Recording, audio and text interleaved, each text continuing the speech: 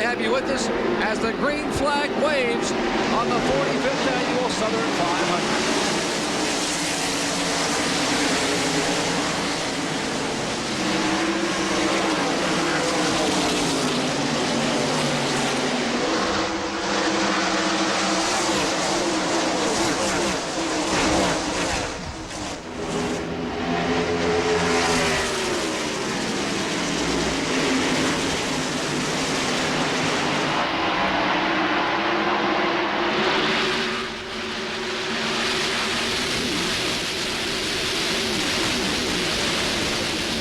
Jeff Bodine will lead the first lap as they are 3 wide, or almost 3 wide. Down there, Greg Sachs on the inside. Right behind him is Jeff Burton.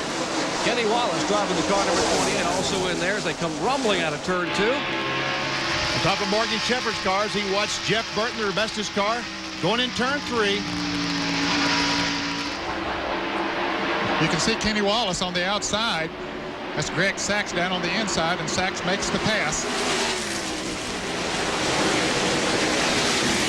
Sachs moves over. It looks like, well, no, I thought something was wrong with his car. He was just taking a strange line down the front straightaway. Battle for second position. Ward Burton, the car number 31, the A.G. Dillard-owned car, trying to move to the inside of Kenny Schrader. Had the pass almost made in turn 2. Well, he was in second. Schrader just passed in for that spot. On the outside, through 1 and 2, Schrader's running high, Ned. An unusual pass that you see somebody pass on the outside here at Darlington. Ward Burton had to give a little bit right there. They were told in the driver's meeting, guys, you got to give and take here on this racetrack.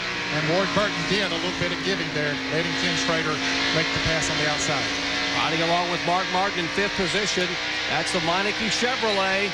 Right in front of him, Joe Nemechek. Where's our point leader? Well, there he is, Dale Earnhardt. On the outside of Labonte. And look, Todd Bodine gets the car out of shape. Looks like he and Michael Walker made some contacts. They came off the corner. And that was right in front of Dale Earnhardt, something he doesn't want to see. If cars get in trouble in front of you on this racetrack, there's nowhere to go. That black 32 car was Dick Trickle. Yet another paint job on that 32 car this year. And we'll see if Mark Martin can make it stick on the inside this time in turn 2. Yes, he does. Made the pass on Joe Nemechek. Takes over 4th position. Let's watch. How many miles per hour? About 175 miles per hour down the back straightaway.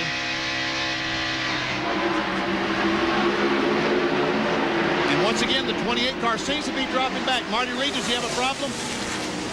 He says he does not have a problem. Check with Larry McReynolds. He's not complaining on the radio. They said they expected the Hoosier drivers to pull out from him, but they expect them to come back to him as the race progresses. No problem from here. Well, a Hoosier driver leads it. That's Jeff Bodine, but a Goodyear shot Chevrolet is right behind him, and that is Kenny Schrader. And Schrader is all over him. He has already looked a couple of times. He's looking again down on the inside, but no room there. Well, maybe. Nope. He's working on it. Ken Schrader wants to lead this race. Let's see if he's going to pass him on the outside this time, Ned. I don't think so. Huh? Maybe that was a decoy. He's going to try him on the inside now going into turn 3. He'll get him. Schrader will make the pass on the bottom of the racetrack, and they nearly touch in turn 3. I think they did touch, Jerry, just a little bit. Schrader thought he had him cleared. Jeff run on in there pretty strong. They touched a little bit, but no harm done. And here comes Mark Martin at Valvoline Ford. We'll watch again as they go into turn 3. Schrader on the inside. He thinks he has him cleared. See the right rear bumper of Schrader clips the left rear bumper of Jeff Bodine. You're right, Ned. They did touch. Bodine must have jammed the brakes on it. That could have been a lot worse. Now you're watching what Mark Martin is seeing out of his windshield as he moves in now on Jeff Bodine for the 2nd position. He will fall in 2, 3, and 4. This is coming off turn 4.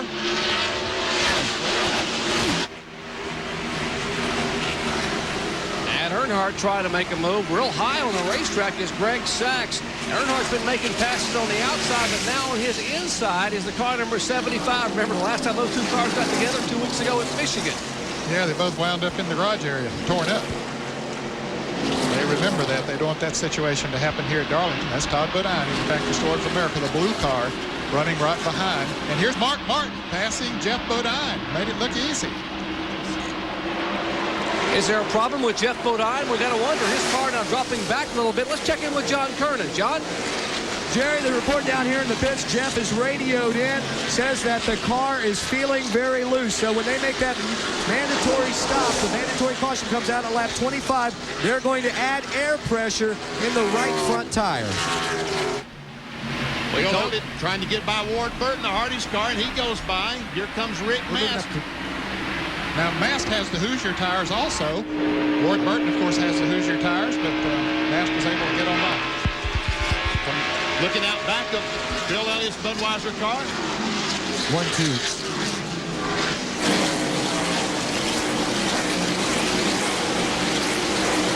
Here we go, Brad Bodine and Jeff Bodine. Side by side, the brothers Bodine going in turn 3. Jeff Gordon, Bobby Labonte watching. A lot of courage from Jeff Gordon to follow that duo in the corner. Look at that pass by Jeff Gordon, Ned. Wow, what a move he made. He saw Brent go in there. He followed him right around. Knew Brent was going to slide up once he went in the turn, and he drove right at him. But they get together, bump a little bit, and they spin. Brett Bodine's car slides. You see those roof panels come open. Heavy contact with the retaining wall. Brett Bodine and Jeff Gordon coming together here on lap number 11 at Darlington. Man, oh man. You're right. There's some heavy damage to that Quaker State Ford. Caution flag being shown in the field for the first time today. Let's see what happened here just a moment ago. Going in turn 3, this is really a gutsy move by Jeff Gordon. He gets alongside of Brett Bodine and really takes the line away, Ned. Yes, he does. And Brett tries to stay out there, but Jeff makes the pass, gets out in front. His car gets a little loose coming off the turn, then gets tapped by the 26 car. He comes back into the 26 car of Brett Bodine, hits him, and spins him around. And Brett was very lucky not to get, he hit the wall. That's unlucky, but he was lucky not to get hit by another car. Different angle this time, looking at it from a different camera. Looks like Brett was trying to get back on the inside of Jeff Gordon and made just slight contact. And when Gordon comes off the wall, he has no control, touches that 26 in the right rear, and away he goes. Well, we'll look from the blimp with the helicopter here. This is what happened. There you can see Jeff Gordon is in front of Brett Bodine, gets a little loose coming off the turn, but gets tapped a little bit by Bodine. Then as he comes off the wall, as Benny says, he comes down into Brett Bodine, spins him the wrong way up into the wall. Brett hits the wall hard with the front end of the Quaker State Ford, makes a 360. Everybody else is able to get by. And let's go to John Kernan and Dale Earnhardt's pits. Well, the champion is on pit road. He's going to make some adjustments. They're going to take tape off the front grille, a round of wedge added to the left rear, and also they're going to take a rubber out. Earnhardt's car not handling the way he would like it to, and you can see he's had some contact out there on the racetrack with somebody, as you can see a tire mark on the left side. Now let's go up to Jeff Gordon's pit and Marty Reed. I'll tell you what, there's some serious damage on the side here. It pushed in on the left front. You can see the crew, they're working to pull it off. They have changed the left side tires. Jeff almost stalls it, but he's back underway. And also he hit with the right rear tire. I noticed that the right rear had some concrete dust on it as he came off and made contact with the rear, so he might have knocked that rear housing over out of alignment on the 24. No trouble on the early laps here at Darlington. We told you this racetrack is going to be tough to handle, and a couple of drivers have already learned a lesson. Jeff Gordon's damage on the left side, but the heavily damaged car of Brett Bodine has gone to the garage area. Back in a moment. Under caution here in Darlington, South Carolina. First incident of the day occurring on lap number 11 up in turn 4. Here again is what happened. Brett Bodine passes his brother Jeff going in the third corner, and Jeff Gordon, as he goes up, dives underneath Brett Bodine. As they come off the corner, it looks like that the 24 might have gotten a little loose, or Brett was trying to get back under the 24. It's really hard to tell. Let's watch and see if the 24 does get loose. He's very low. Looks like he might have got just a little bit loose and had to squeeze out of the throttle. Brett Bodine makes contact with him. Jeff goes up, smacks the wall. When he comes off the wall, he hits the 26. And man, you're right, Ned. How in the world he was able to spin in front of all these cars and not get it's amazing. Very fortunate. Let's take a look and see how Morgan Shepherd saw it from within the Citgo Ford. He spotted.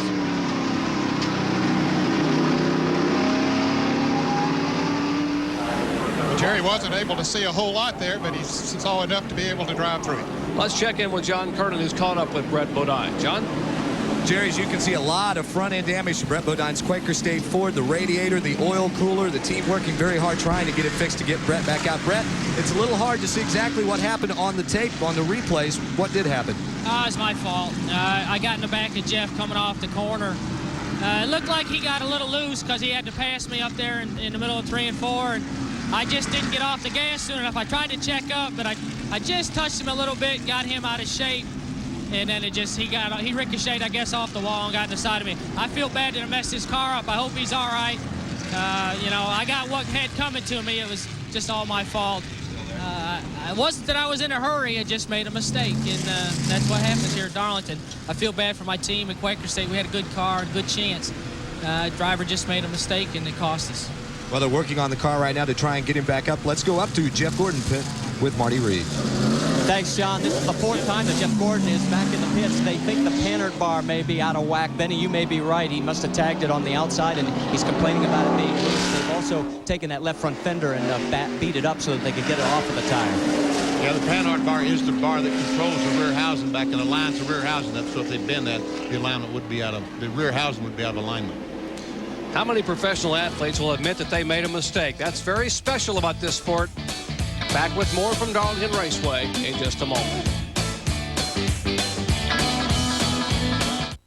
There's a tremendous look at this area of Darlington, South Carolina. Capacity crowd on hand. We're in the early laps, and there's a look at the top 15. Kenny Schrader showing as our leader. And none of these cars made a pit stop on the caution flag. Excepting Earnhardt and some of those back in the pack. All of these up front did not make a pit stop. There will be a mandatory caution here a little bit later on. Green flag waves here on lap number 20.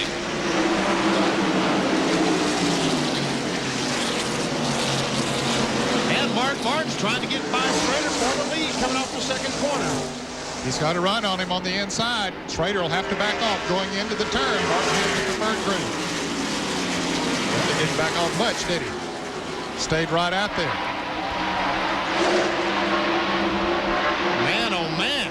Look at Bobby Labonte hanging right up there in the Maxwell House Pontiac. He had thought about going on the inside of Mark Martin, but that wasn't going to work.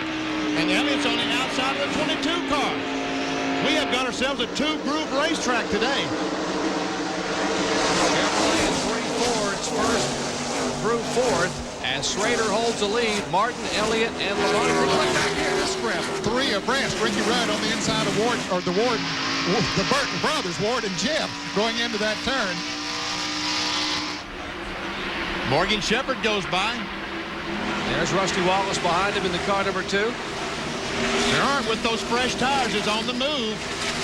Harrigan also stopped and changed tires on the Skull Bandit. And he's alongside Kyle Petty and takes that spot away. Here goes Earnhardt alongside.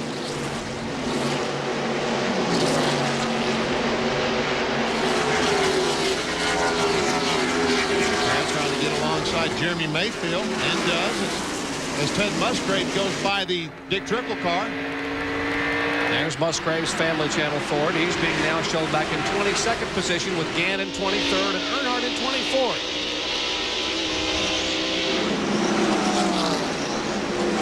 Heavy traffic back there as now Earnhardt tries it on the high side of Harry Gann. And goes by. New tires are such a premium here at this raceway. What do you think? Will Earnhardt stay out if they have the mandatory caution flag in, or will he come in again?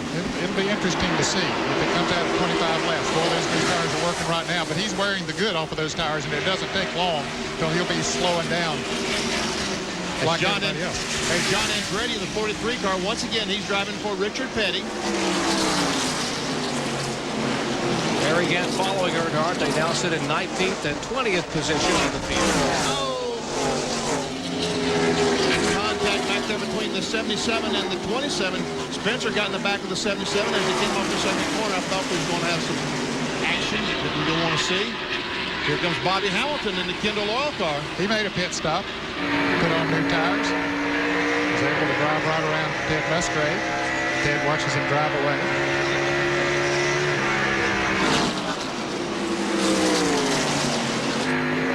Well, they're on their 25th lap right now. We don't know if the caution that we had will affect that 25 lap we'll just have to wait and see what NASCAR does. NASCAR told them in the drivers' meeting the reason for the caution flag was they wanted to be able to check the tire wear. Safety is the #1 priority in NASCAR, and there was a little bit of concern over the tire wear.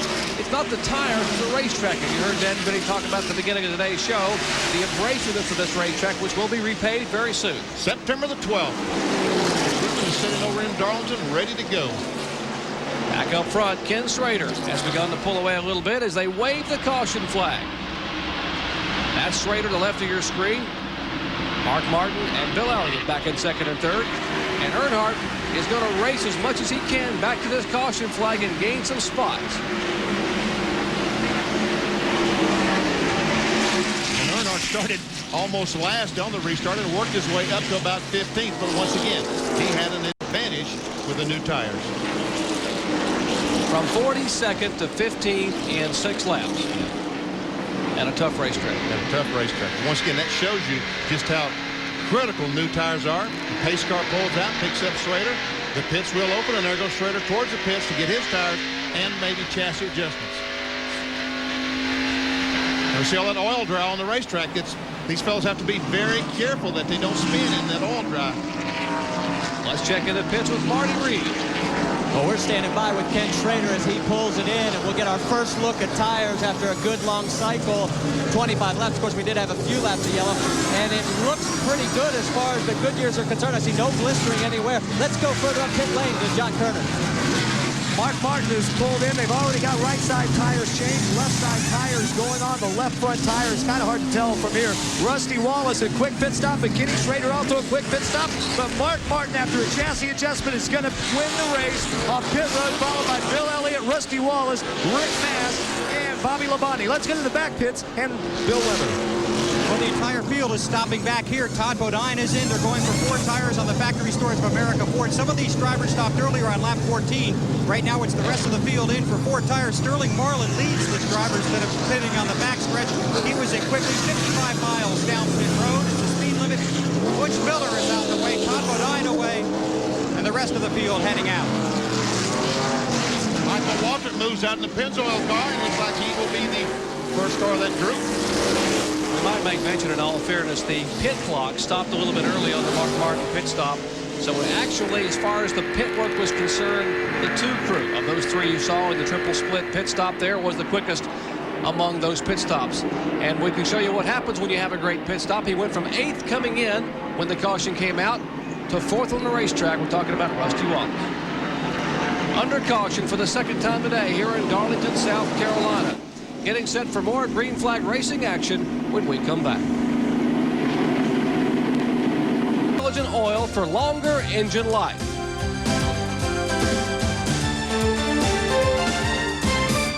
With technology comes new challenges. When polycarbonate or bulletproof glass was introduced for the space shuttle, it was inevitable the material would eventually be used on a race car. However, the big challenge was molding a seemingly unbendable material to conform to NASCAR standards.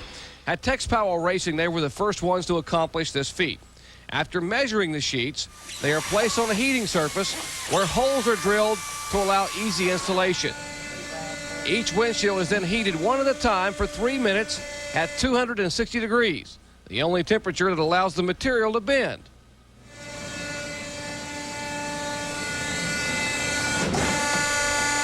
When the sheets come out, it is now molded to conform for a Ford, Pontiac, or a Chevrolet, depending on the client. It is then cut, then sprayed with a silicone coating to prevent scratching. Next, it'll move to an oven where it is baked again for 40 minutes at 240 to 250 degrees. After it cools, it is inspected and shipped to race teams to be placed on the car. And there we can see out of the back of the Pontiac pace car, the Lexan windshield in the 6 car, although it looks like a regular windshield. Take a look at our pit summary there. Big gainers. Dale Earnhardt came in 13th and out in 7th. Rusty Wallace came in 8th. Cut that in half, came out in 4th position. Schrader lost 1 spot, but the most important spot, he lost the lead on the exchange of pit stops. Now, we told you Rusty Wallace had a great pit stop. Take a look from the crew cam viewpoint. What you're going to see here. Brad Parrott Wallace heads and changes the rear tire. Wow.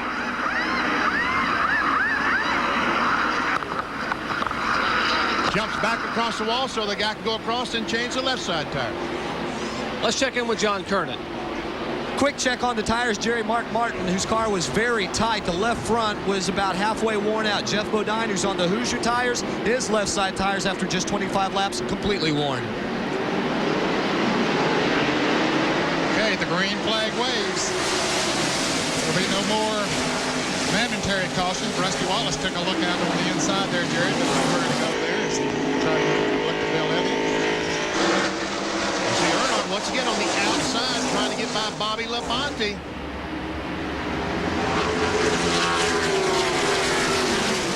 Morgan Shepherd looked, but he decided he better not go in on the outside there going into turn 3, which was a good smart move.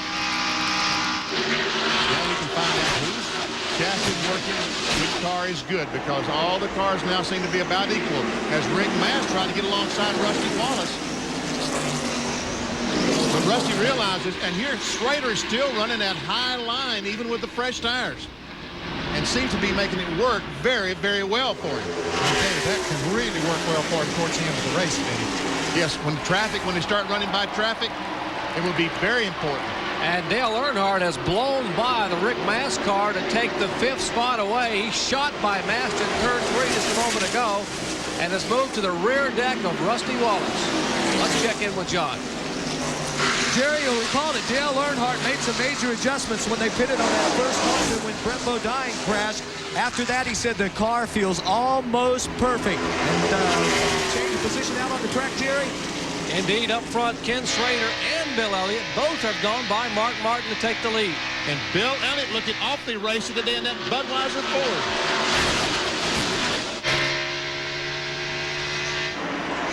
Meanwhile, Earnhardt looks on the inside of Wallace, can't make the pass. There's the points battle.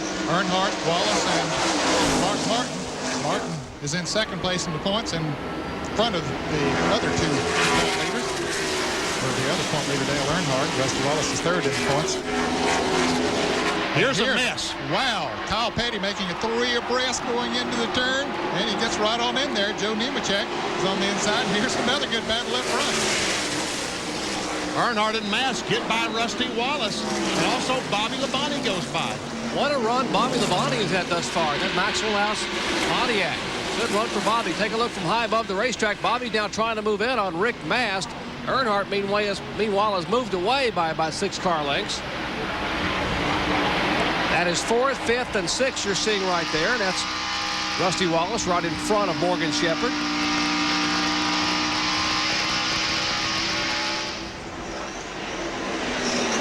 There's old DW, Western Auto Chevrolet behind Morgan Shepherd. Running in 9th place.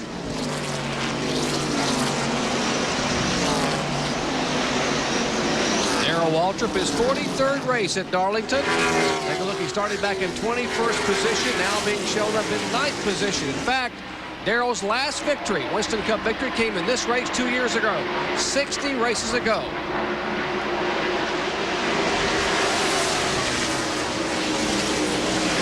Michael Waltrip.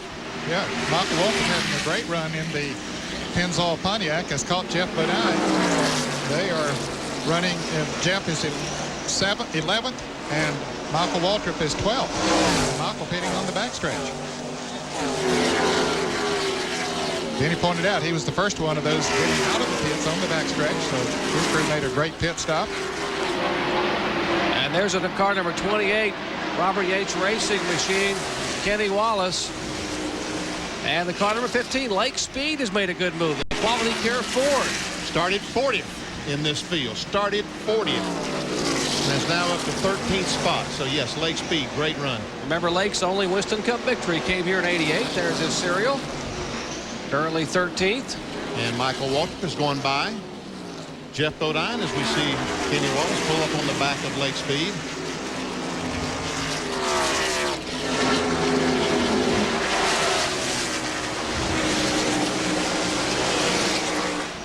And here comes Kenny Wallace.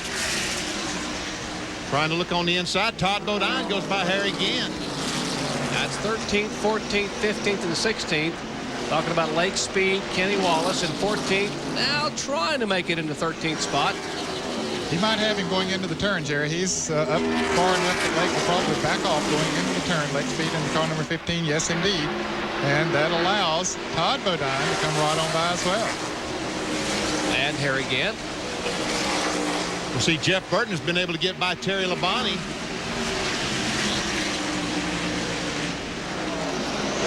Musgrave looked on the inside of Labonte, not able to make the pass. But meanwhile, Jeff Burton does go by Lake Speed. Here's Todd Bodine on the inside of Kenny Wallace. And he takes that spot away from Kenny. You know, Todd was one of a very few drivers, Benny, that made a fairly long run on Friday morning during the limited practice they had here. He perhaps had a better feel of how his car was going to do than most of the drivers out there. And here we see Bill Elliott has almost caught Kenny Schrader. And Kenny Schrader, having led 28 of the 40 laps thus far here at Darlington, showing the way to Bill Elliott. Back with more in a moment.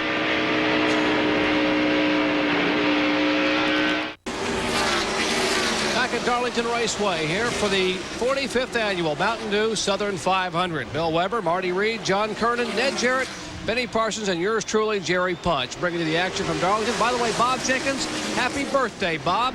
Not a good way to celebrate your birthday flat on your back with a herniated disc, but we wish you a speedy recovery. Get back to us very, very soon. And while we were off, Bill Elliott was able to get by Kenny Schrader, take the lead, and now looks like Schrader, he's holding Schrader up. And Mark Martin topped the group, the two cars. I guess two's a group, is it, Ned? Well, there's almost a group there because Martin makes it one, three of them. Well, how did he make the pass a moment ago? Let's see if we can show you exactly what happened to Ken Schrader. They came off the second corner, and it looked like Schrader got his car a little bit out of shape, and Elliott just simply pulled down to the inside, and away he went. Yeah, he had a great run coming off the turn and cleared him easily going into the turn. But oh, man! Schrader moved back up right in front of Mark Martin, and thank goodness Martin backed off the gas a little bit. Harry Gant has just been in for a pit stop, change of tires. As Mark Martin makes the pass on Ken Schrader coming out of turn 4.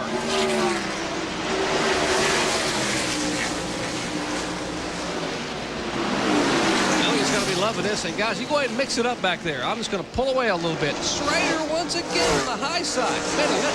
Man, I'm telling you, he is really working that high groove. And you know, he's the only, well, as far as he's only look up as Michael Waltrip is up high down the corner. They need to get that groove worked out. There's Earnhardt making a pass down on the inside of Ken Schrader. And there's Harry Gant. Of course, he just came out of the pits. We mentioned that he had been in, taking on 4 new tires. So he'll pass that group of cars and drive right on by with those new tires. No problem. Harry is 2 laps down right now. Of course, if he passes the leader, he would hope for a caution. That way he would be able to get one of those laps back. Move by Loy Allen, who's been shown in 40th position, and put him a lap down. That's the car number 19. That was Bill Elliott and Martin Martin by Billy Standridge. Look at that car. His car was wiggling. Elliott's car got a little bit loose as he came off that 4th corner. Just watching that in turn 1. Martin looks to the inside. Elliott's car looked like pushed up a little bit, and Martin was able to drive right on by. And here comes Harry Gant with those fresh tires, and he's going to drive right on by. No problem for him. Gotta wonder if Elliott could feel the car out of turn 4, didn't maybe back off a little bit going into 1. I'm sure he did not go down in 1 as he normally would, because you're right, he did feel the car. Let's see how fast he's running down the front straightaway. 170. Did I say 78 or 9? Yeah, so it's 179. Greg Saxon, he's another of those drivers running Hoosier tires. He's in for a pit stop. Okay. And let's go down to the pits and John Kernan. Greg Sachs is in. It'll be a 4-tire change. The first of the Hoosier shine cars. Well, I guess Harry Gant was in just a few laps ago. So the second of the Hoosier cars to come in.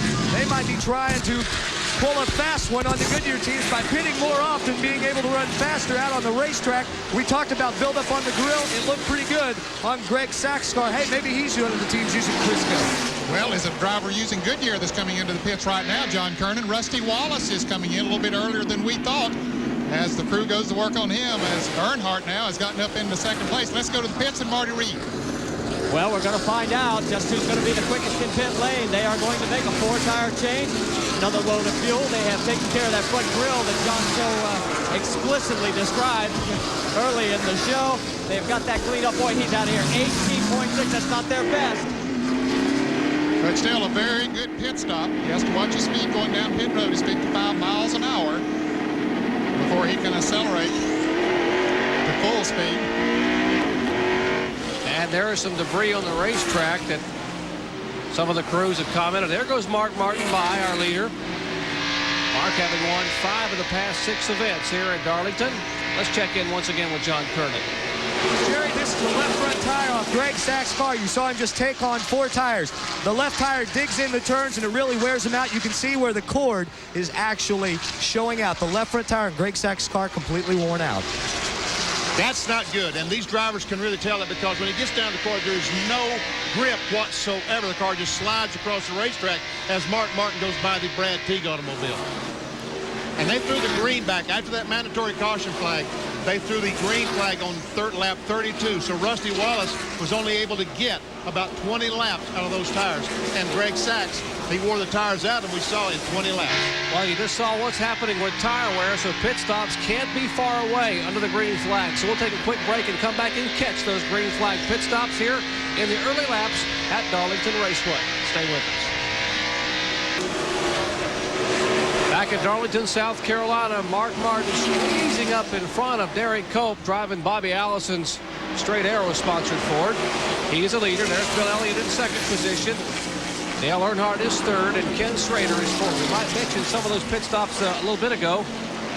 I thought that we were talking about tires wearing out, but the 2 car had a vibration. That's why he changed 4 tires. Also, the 33 car said he had a vibration, then therefore they changed 4 tires.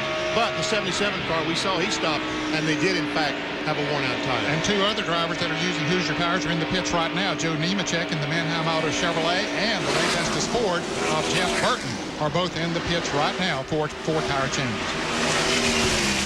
There you see Bill Elliott going by Dave Marcus, the Olive Garden Chevrolet.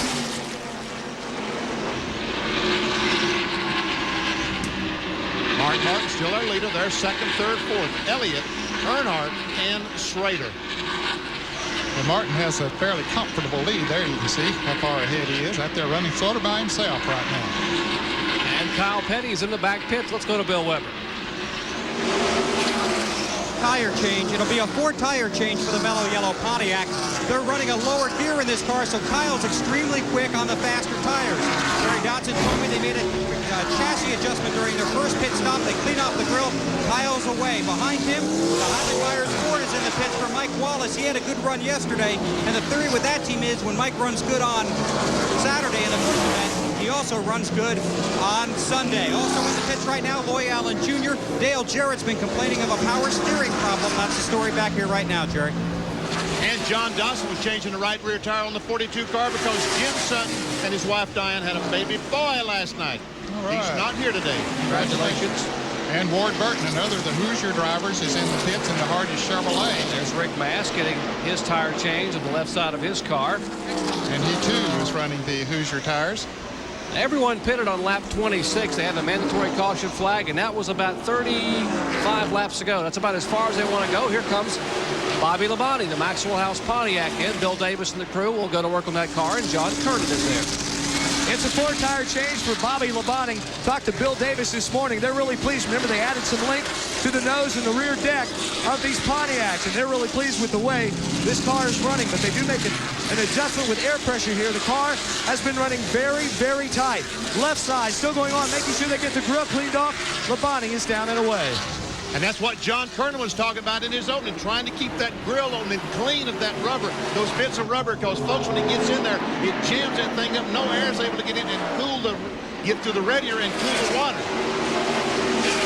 There's our leader, Mark Martin, still looking for him to make an entry on the pit road, as we are for Bill Elliott and Dale Earnhardt and Ken Schrader, the top 4 cars.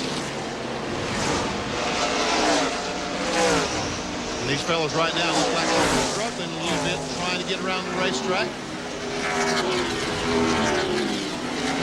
Working on eggshells. Yep, they're slipping and sliding a little bit in the turns. You can see there how much of a lead Mark Martin has. Morgan Shepherd 5.5 seconds back in 5th place. Here comes Kyle Petty with those fresh tires. He'll blow by all these cars. Now Kyle is 2 laps down right now. He was almost a lap down before he came into the pits and then lost a lap while he was in the pits. And boy, look how that car sticks to the inside with those new tires. We saw Hut Strickland down on the bottom of the screen. He was headed for the pits. He had just been lapped by Mark Martin. And Rusty Wallace now being shown a lap down in 24th position. That's Rusty we're riding with right now, the Miller Genuine Draft Ford Thunderbird. He's trying to get himself unlapped as he moves up on Dale Earnhardt. Boy, he comes up in a hurry. Jeff Gordon is in the pit in the DuPont Chevrolet. He had been moving up through the pack. So a number of the Goodyear drivers in pits as well. Now we see Rusty coming by Earnhardt. Takes that position away. Again, it's not a position because Rusty did make his pit stop. He's a lap down. He is about 15 car lengths behind our leader, and you see about 4 car lengths behind Elliott, making 3 car lengths. And as you watch him, he just goes by on the inside of Elliott. And here comes Earnhardt coming in to get himself some fresh rubber. Well, he was seeing how easy it was for Rusty Wallace to catch up to him. And he said, man, I want some of those tires on this Goodwrench Chevrolet. All right, that's about 35 laps. 35 laps since they're through the green flag. So that way we should be able to get a pretty good judge on how far the cars can go. John Kernan is in the Earnhardt pit. Jerry, remember they made that chassis adjustment on lap 12. Well, now they will make another chassis adjustment in that left rear, as it will be a 4-tire change for Andy Petrie and the crew. They'll also make a chassis adjustment on the right rear. So Earnhardt in for 4 tires and fuel. Of course, the fuel's already in. Dale Earnhardt is down and away a little over 18 seconds. Now Mark Martin and Bill Elliott head down pit road. Bill Elliott will be the first to hit his pit stall. Last time by, they took on 4 tires, took out a half a round of bikes. This time they will take on 4 tires. No chassis adjustment as yet. Mark Martin's crew going to work on the right side. Mark Martin's crew will make a chassis adjustment. His car has been just a little bit tight, so they're going to loosen it up, taking a round to bite out. Left side's already on. Elliott, Mike Beaver, the crew, finally get to work it tight.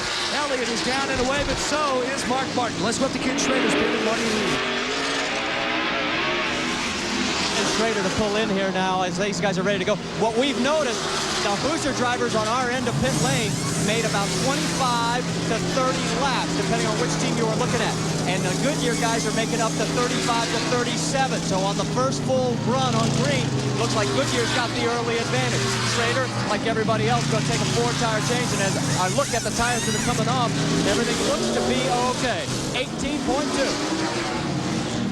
Morgan Shepherd, you can see going out of the pits as Joe Nemechek comes into the pits. That was a great pit stop by the Sitco crew, the Wood brothers. Kenny Wallace is in, Ricky Rudd, Dick Trickle. And Dick Trickle had a problem. He had to push his car. He was across the line. He actually overshot his pits, and they were trying to get him to back up. They finally got him back up and got him into his pit stall. Boy, that had cost him a lot of extra time. Trickle was running in the 9th position before he made this pit stop. Joe Nemechek in the Meineke Discount Mufflers. He had slowed about 6 laps ago and made an unscheduled pit stop, and now he is back in, and apparently it is not just a tire problem. Looks like it's an engine problem in the Meineke muffler car. Here is Darrell Waltrip, the Western Auto Chevrolet. Pete Peterson and the crew. Clyde Booth, they're going to work on that car and will change all 4 tires. Now, I think his brother, Michael Waltrip, had taken over the lead. Darrell was running in 2nd place. Let's go to the backstretch and Bill Weber. Ned, we're waiting for the Pennzoil Pontiac of Michael Waltrip to come into the pits, down pit road, 55 miles an hour. And Musgrave leads. Here comes Michael. He wanted to stay out as long as he could so he could gain a lap. He did that, got the 5 bonus points. Will make a 4-tire change. Michael's had extremely strong runs here at Darlington. He's having another good one today. Of course, he battles that handicap of pitting on the backstretch. They're jacking up the left side of the car. Michael extremely close to the wall here. The tires go on. This stop seems to take an agonizingly long time, especially when you have to pit on the backstretch and you really can't see your competitors that are pitting on the front stretch. Little problem with the left front. Michael sitting patiently, plenty of fuel in. There he goes. Over 28 seconds for Michael Waltrip. Not too good. And one thing that really hurt him, Bill, as you pointed out, was the fact that he pulled the car in too close to the wall. That was a mistake on the driver there, that he just simply got in too close to the wall. They didn't have room to work. You saw that Jackman was having to, he only had about 3 feet to jack that handle. Whoa, as Michael nearly gets the car sideways, jumping back into the throttle, trying to catch up. And Rusty Wallace, by virtue of those pit stops, is back on the lead lap and is being shown as our leader. He has never won here at Darlington Raceway, but Wallace leads it here in the early laps.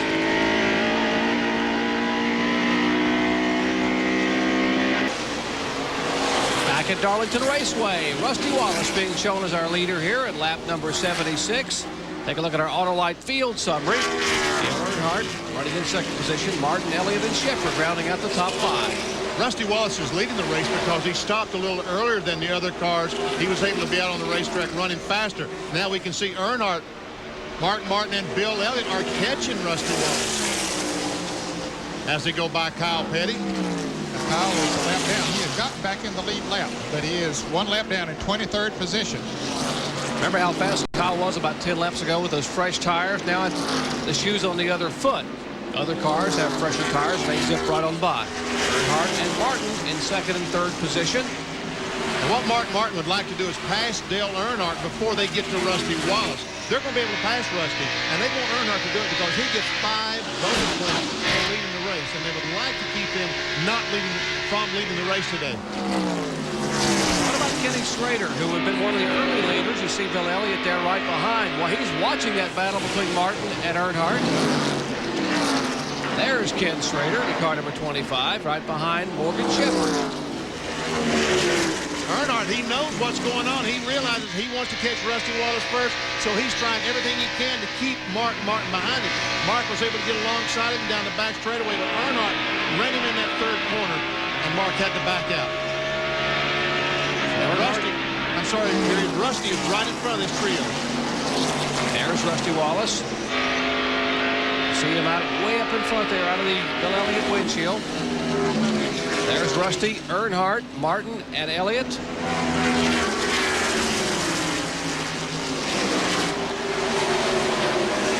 going to pass him. He did. Now, Rusty had made his pit stop on lap 52. They're completing the 80th lap right now, so he's been on those tires for 28 laps. Big difference. These drivers have been on there for 10 or 12. Right. Elliott going by Rusty. Now Earnhardt trying to put Ward Burton a lap down. That's Ward Burton's car right in front of Hardy's Chevrolet. And apparently, John, the adjustments they made on Earnhardt's car have worked.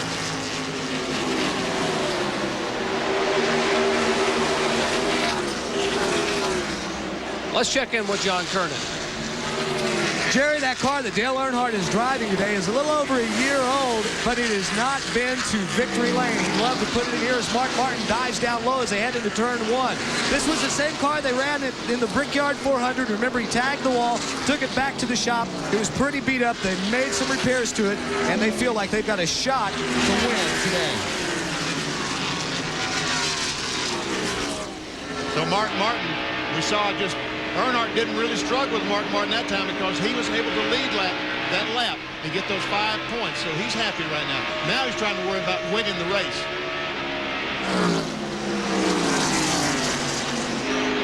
Now we'll see if Mark Martin can put Ward Burton a lap down. You're riding along with Bill Elliott.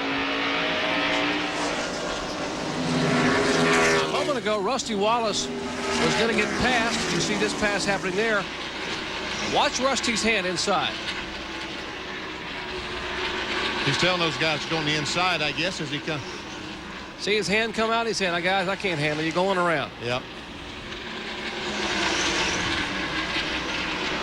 Hand signals are important in a lot of racetracks, but particularly at this racetrack. At this racetrack. And Martin's having some problems getting by Ward Burton. Yeah, Ward's trying to hang on, stay in the lead lap if he possibly can. Martin's been up beside him a time or two. Let's see if Ward races him into this turn. He's in 23rd position, and he will go a lap down as Earnhardt now goes by Ward Burton.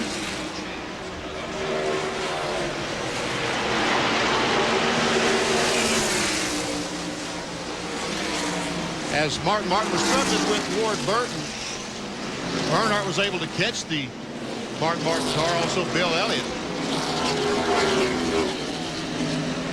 Let's check in once again on the Earnhardt pits with John Kernan. Well, Jerry, right now, Dale Earnhardt has radioed in and told Andy Petree and the crew that the car has developed a push from the center of the corner to off the turns. Remember when they made their adjustments at the beginning of the race, the car was loose, but right now it is pushing toward the turn.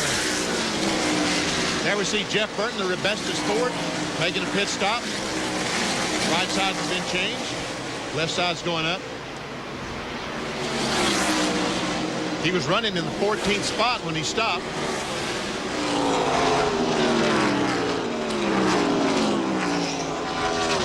And that will be a lap down to the leaders.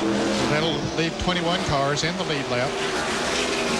Dale Jarrett, you can see right there on the screen, is right in front of Mark Martin. He is running in 21st position. That's a battle for second position you're looking at there as Bill Elliott now will make the move on the inside. You heard John Kernan's report about Earnhardt's car pushing into corners. Well, there's Earnhardt's car high on the racetrack. Bill Elliott took advantage of the car in the opening and took the position. We're told that the Burton car had 28 laps, so it looks like the tire wear is getting just a little bit better. It went from about 22 laps up to 28 now. Last lap for Earnhardt, a shade over 149 miles per hour. Far across 165 or 66 miles per hour, which he qualified. You wonder where Mark Martin is? We're going to show you. And folks, the news a year ago when Mark Martin took the lead, he led 178 of 351 race laps in last year's Southern 500. 351 laps because it was shortened by darkness, and that's where he is once again here at Darlington Raceway. The Valvoline Ford leading here at Darlington. Mark Martin. Back with more after this.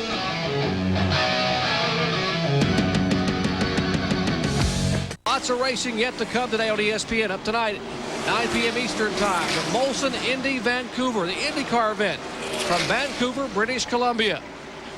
Boy, what a tear the Penske drivers have been on, but Robbie Gordon, top 6 qualifiers. Gordon on the pole at 109.049. There's Nigel Mansell was going back to Formula One racing. Michael Andretti, Scott Goodyear, Teo Fabi, and Paul Tracy. The fastest among the Penske drivers in qualifying. Kenny Schrader has taken over the 4th spot from Rusty Wallace. And we can see that Schrader is just driving away. So Rusty Wallace, who stopped early, will have to be stopping pretty soon again for tires.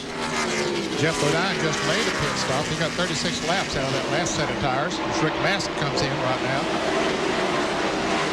Rick Mast was running in the 7th spot. Here comes Rusty Wallace in the pits. Let's go to John Kernan on Rick Mast's pit. It'll be a 4-tire change for Rick Mast. Right side's already on. This morning, this team made a complete chassis overhaul. Rick said what they tried to do was keep the weight off of the left front. They also make a chassis adjustment here on the right rear. Rick's down and away. Let's go to Marty Reed. One full turn of wedge into the rear. They got a little bit of push, but they made 42 laps on this cycle of tires. So they've got to be feeling good. They came in at lap 51. It's now lap 93. He's down and away. 17.1. That's better than last time.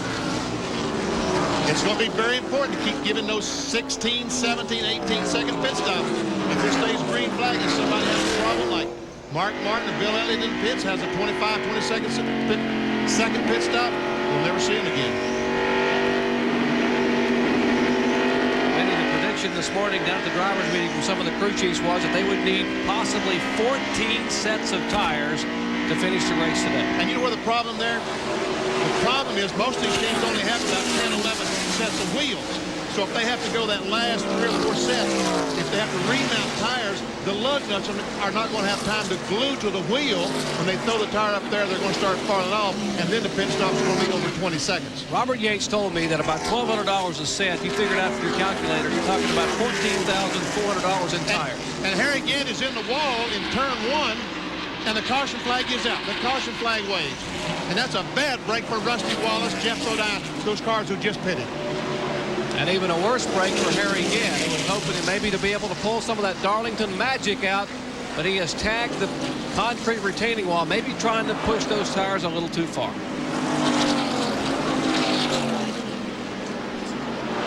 Here again as the caution waves for the 3rd time today. Here again's what happened to Harry Gant. Goes down in the corner, and we see he's right in front of Rusty Wallace. He goes in the corner, and the car just went straight ahead. It's like you're right, like the right front tire went flat.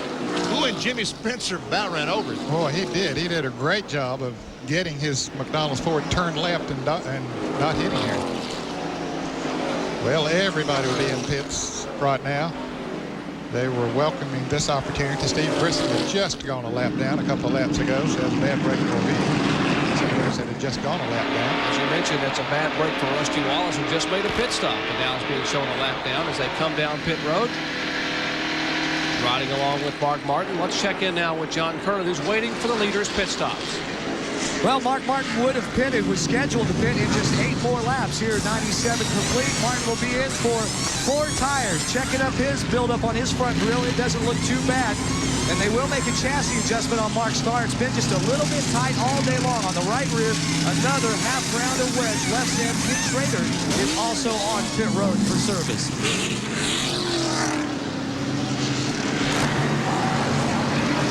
We can see that Mark Martin wins, and Dale Earnhardt comes out second, and it's Elliott Schrader and Morgan Shepherd. Let's check with Bill Weber in the back pits. Bill? Well, Todd Bodine is already in. Ted Musgrave is in. We're waiting for the 30 car of Michael Waltrip. Sterling Marlin rolls by in the Kodak Chevrolet. These will be all 4 tire stops. They're going to change the chassis setup of Michael Waltrip's car. He's had 2 off pit stops today. He apologized for the first one. He came in too hot. The second time, as we saw earlier, he took it too close to the wall. Again, they're burning up the left front. The left front tire's been the big problem with these cars back here. Ted Musgrave away, Sterling Marlin, and finally Michael Waltrip gets away. You can see where they put that yellow tape box on pit road, so Michael knew where to put that left front tire to be able to have room to get the left side jack under. Michael Waltrip had been running in 12th position. We are under caution for the 3rd time today here at Darlington Raceway due to an incident out in turns 1 and 2 involving the veteran Harry Gant. Back with more in just a moment. Back at Darlington, South Carolina, the Mountain Dew Southern 500 under caution for the 3rd time today. An incident up in turns 1 and 2 involving Harry Gant.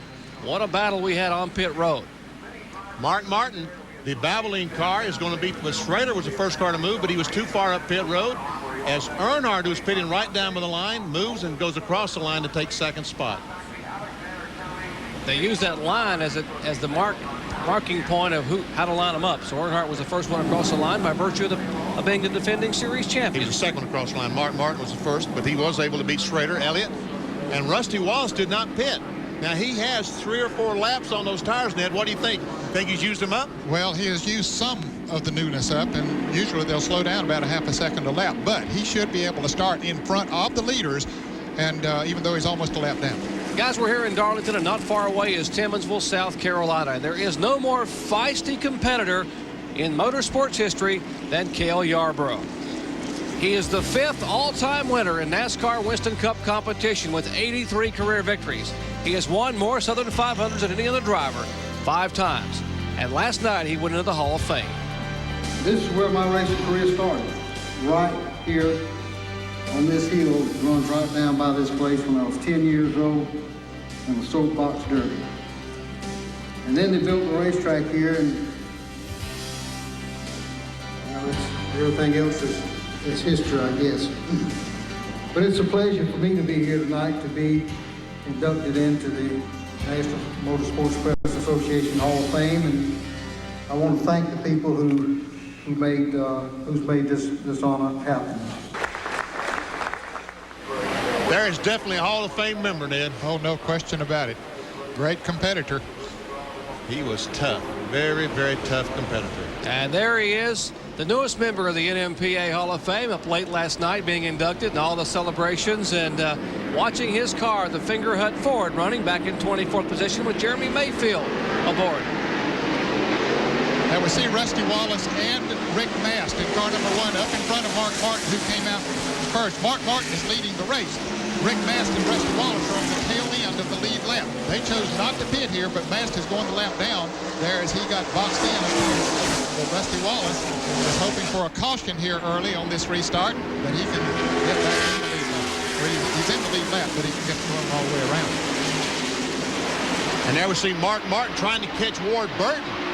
Burton trying to keep in the lead lap. Actually, Ward Burton being shown 1 lap, now 2 laps down to the field. Let's check in with John Kearney. Well, Jerry, on this last pit stop, I mentioned that Mark Martin's screw took about a half a round of wedge out to loosen the car up just a little bit. Mark came back and told Steve Mill on the radio, he said, guys, the car was just about perfect that last run, but I wanted you to take that wedge out just because I think it might tighten up later during this run. So these guys always thinking ahead, Mark Martin knowing how that car is going to react. Indeed they are. Mark Martin awfully good on the chassis.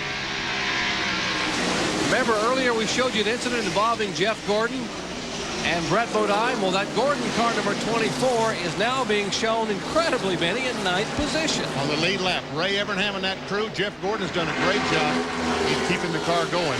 And I'm not sure we ever mentioned that Brett Bodine has gotten back in the race. He is many laps down. As a matter of fact, he's about 70 laps down, but Brett Bodine is back out there. Jeff Gordon made a lot of pit stops, but they're all under caution. So, well, I say all. He made the same green flag pit stops that everyone else has made. Back to Mark Martin and Rusty Wallace. We see that Ward Burton has been able to get by Rusty, and here goes Mark trying to put him a lap down. Rusty moves over and blocks that. He desperately wants to stay in front of Mark Martin. They're just hoping that something will happen behind him, that a caution would come out and he'd get to go all the way around the racetrack. But as you said, Benny, those tires had 3 or 4 laps on them and not quite as fast, but he had to take that chance. And meanwhile, Earnhardt is all over Mark Martin. Earnhardt says, I'm not going to wait on you to pass him. If you can't pass him, I'll pass him. I'm not sure anybody can do it awfully well right now. He's just trying to stay put. He's in 17th position, the final car on the lead lap. Look at the Goodwrench Chevrolet of Dale Earnhardt. Car number 75, Todd Bodine, going by Ricky Rudd, the car number 10. 6th position. There's Bobby Labonte in the Maxwell House Pontiac. He's right in that battle as well. He's being shown 8th. 6th, 7th, and 8th we're seeing right there on the screen. There's Steve Grissom. He's a lap down. Back up front, Mark Martin still working over the rear deck of Rusty Wallace. And we saw this happen last Saturday night, and he finished just like this, except Rusty went to victory lane and Mark finished in 2nd position, about a car length and a half back. And we talk about the rubber hitting the grill. See the rubber as it comes back off the 2 car and runs into the camera? See, as that spot of rubber, all that rubber goes and hits the grill, the screen on the grill, and sticks to it sometimes. Where's the water coming from? Yeah, there's a little moisture there now. Coming from somewhere, either the 31 or the 2 car there. The only ones out in front of Mark Martin. Mark Martin wants to get by Rusty Wallace. I don't know. Could Rusty Wallace's grill be plugged up? Could be overheating? No, you don't see any water in the corner. Let's see on the straightaway. We begin to see something come out of the car. That's where we're seeing the water before. And we do see a little moisture coming out and on the screen of that camera. And the lens. 17 cars in the lead lap. Rusty Wallace is currently in 17th position. In-car telemetry with the Valvoline Ford of Mark Martin. Down the back straightaway, 175 miles an hour. So we can see that the front straightaway is a little faster. The pits are reporting that, and Rusty almost lost it coming off the 4th corner, got a little out of shape, and we saw how quickly that Mark Martin was able to catch him. I think Mark might have had to back off just a little bit to keep from running all over him. Dale Earnhardt caught this group. Earnhardt had fallen back about 15, 20 car lengths, and now we can see he's right back on the back line. In case you just joined us, Rusty Wallace trying to remain on the lead lap. He had made a green flag pit stop. Then the caution came out 3 or 4 laps later, and that's why he's almost a lap down.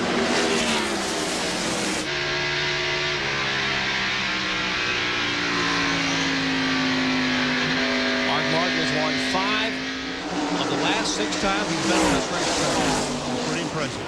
He won yesterday in the Gatorade 200, the Busch Grand National race. I guess 3 of those wins were in Busch Grand National competition. He won an IROC race here back in the spring, and then, of course, won the Southern 500 a year ago. And finished 2nd to Dale Earnhardt here in the spring in the Winston Cup race. Exactly. 5 out of 6 wins and a 2nd place finish in the other one. Not bad. Heck of an average on this stuff place. There goes Earnhardt. Looks on the inside. That don't look like a man racing for the championship. He's racing for the win. But his car is pushing, as John Kernan reported, he's pushing off the corner, so he was not able to get back in that gas and turn the car away from Mark Martin, so he wisely backed out of the gas and let Martin go, rather than risk a collision coming off that corner. But by Earnhardt racing Martin, that's given Rusty a chance to pull away a little bit. That's exactly what Rusty Wallace wants to see. Here's a battle between Sterling Marlin in the car number 4 and Darrell Waltrip in the Western Auto Chevrolet in 17. This 9th and 10th. Marlin running in 9th. And Darrell Waltrip in 10th. And there's the car number 24, Jeff Gordon. He had dropped back to 11th. Those cars got by him when I said earlier that he was in 9th position. And Ward Burton, Rusty Wallace was able to get by him, and here comes Martin right on the back bumper now off Wallace. And again, Earnhardt still watching Elliott on the inside of Ward Burton. Tim Schrader.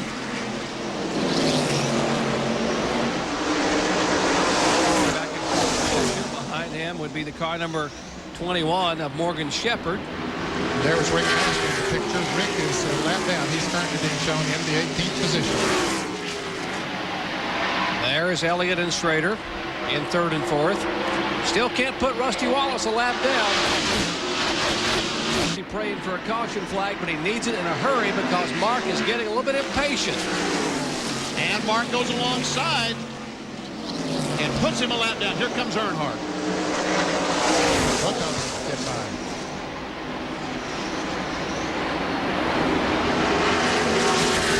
Rusty signal again to Bill Elliott out the left side window. You saw that hand come out indicating he wasn't going to pull down and block anyone. And Lake Speed has a problem on the backstretch. Bill Weber. Well, he's in there trying to add water to cool him off. His temperature running hot in the 15 car right now. They're trying to get water into that. Also, some reports that his tach was not working. Now he has shut it off. He's turned off the car, and this doesn't look good. Lake was having a good run, but right now sits quietly on pits road. He was in 16th position on the lead lap before he came in, and here's Jeff Bodine coming in a little bit early. John Kernan, what do you think? Ned, a couple of laps ago, Jeff Bodine said he felt a vibration. He thought he might have a tire problem, a tire going down. So right now, they're bringing the car in for a 4-tire change. They've only been running about 20 laps. Well, actually, they pitted on lap 97 under caution, so less than 20 laps under green. Left side tires going on. They also put some air pressure back in the right front, made a chassis adjustment on the left rear. Left side tires on for Jeff Bodine. The pulse meter is down in 20.4 seconds. Well, the average for the Hoosier tire was about 20 to 25 laps, and Bodine went exactly 19 laps. So having pitted on lap 97, so that's just about the average. Battle here, Todd Bodine moving on the inside of Morgan Shepherd. He will take the 5th spot away. That's one of those cars that Ned Jarrett mentioned. He practiced on Friday. He had about a 20-lap run and was able to get his car adjusted. It looks like a little bit better than some of the other cars. You've seen some of the Hoosier cars pit. We should be about 6 or 7 laps away from the Goodyear tires pitting, which means our leaders will be coming in just a few moments. When we come back, we'll cover those green flag stops.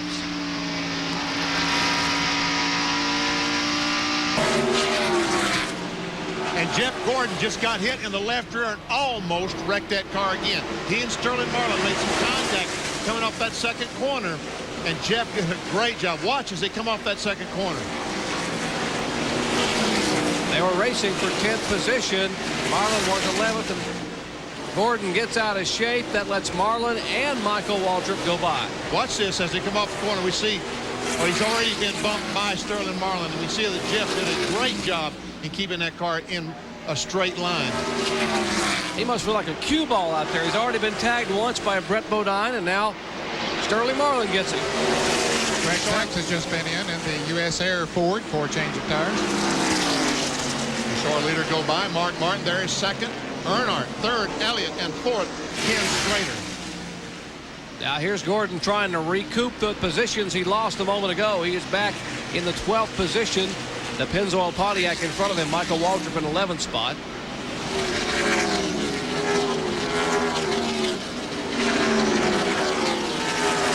Coming up on Darren Coach, who is a lap down. He is in the 21st position. Let's check in the pits with Marty Reed. Marty? Well, guys, you were talking about Jeff Gordon and all the travails he's had. Talking to Ray Evernham before the race, they were just hoping that they could finish here. If you remember back in the spring, they finished 31st. I mean, the last 2 times they've been here, it's been like, just get us to the finish line. And that's really all their goal was today, was to make it to the finish line. And despite all the problems they've had, they've been making a pretty good run at this. They're still up in that, top 13, top 12? Indeed they are. They're being shown in 12th position, Marty. And I think his best finish ever at Darlington was, 22nd or something? I mean, that's just, he has had absolutely no luck, but he has driven a whale of a race today, being bounced on by a couple of different cars. And here's a car that is flying. Remember a couple of years ago was his first race here at this racetrack. He ran so well that his arm hit the battery cutoff and turned the car off. This 75 car might be the fastest car on the racetrack right now. Look, he's almost caught Rusty Wallace and appears to me to be gaining on Martin Martin, the leader. That is Todd Bodine in the Factory Stores of America Ford, the Butch Mock Motorsports car. And Lake Speed apparently has climbed out of the Quality Care Ford number 15, and Bill Weber is with him. Ned, that car sits behind the pit wall right now. Lake, what happened? I'm not sure. I think the Ford Quality Care car may have dropped the valve. You know, we were moving up through the field real good. It come from 40th, I think 18th or something like that, and really just getting the car dialed in yet, and it was really handling good and driving good and running good, moving up through there, and all of a sudden after that restart there, it started skipping a little bit, missing, and I thought, well, maybe it's ignition box and switch ignitions, and that didn't fix it. Temperature gauges started getting real high, and we knew that something else was going on. So we came in, tried to put some water in the car, and it wouldn't accept it. Usually when that's happened, something has happened with the piston that's got a hole in it, or something along that line is broken. The back pressure won't allow the engine to take the water in. Lake Speed, done for the day. Let's go to John Kearney. Rick Mast will pit. Remember last time he got caught because of the caution after running in the top 10 all day. He had lost a lap. Now there will be a 4-tire change for Mast. Not anticipating any chassis adjustment. He's been fairly happy with the way the car is run. Just a victim of circumstance. Now they will make a chassis adjustment on the right rear.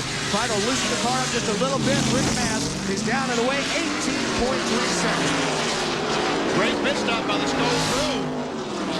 As Rick Mast leaves the pit area, he's got to stay down below that yellow line before he gets to the back straightaway. And here comes Todd Bodine.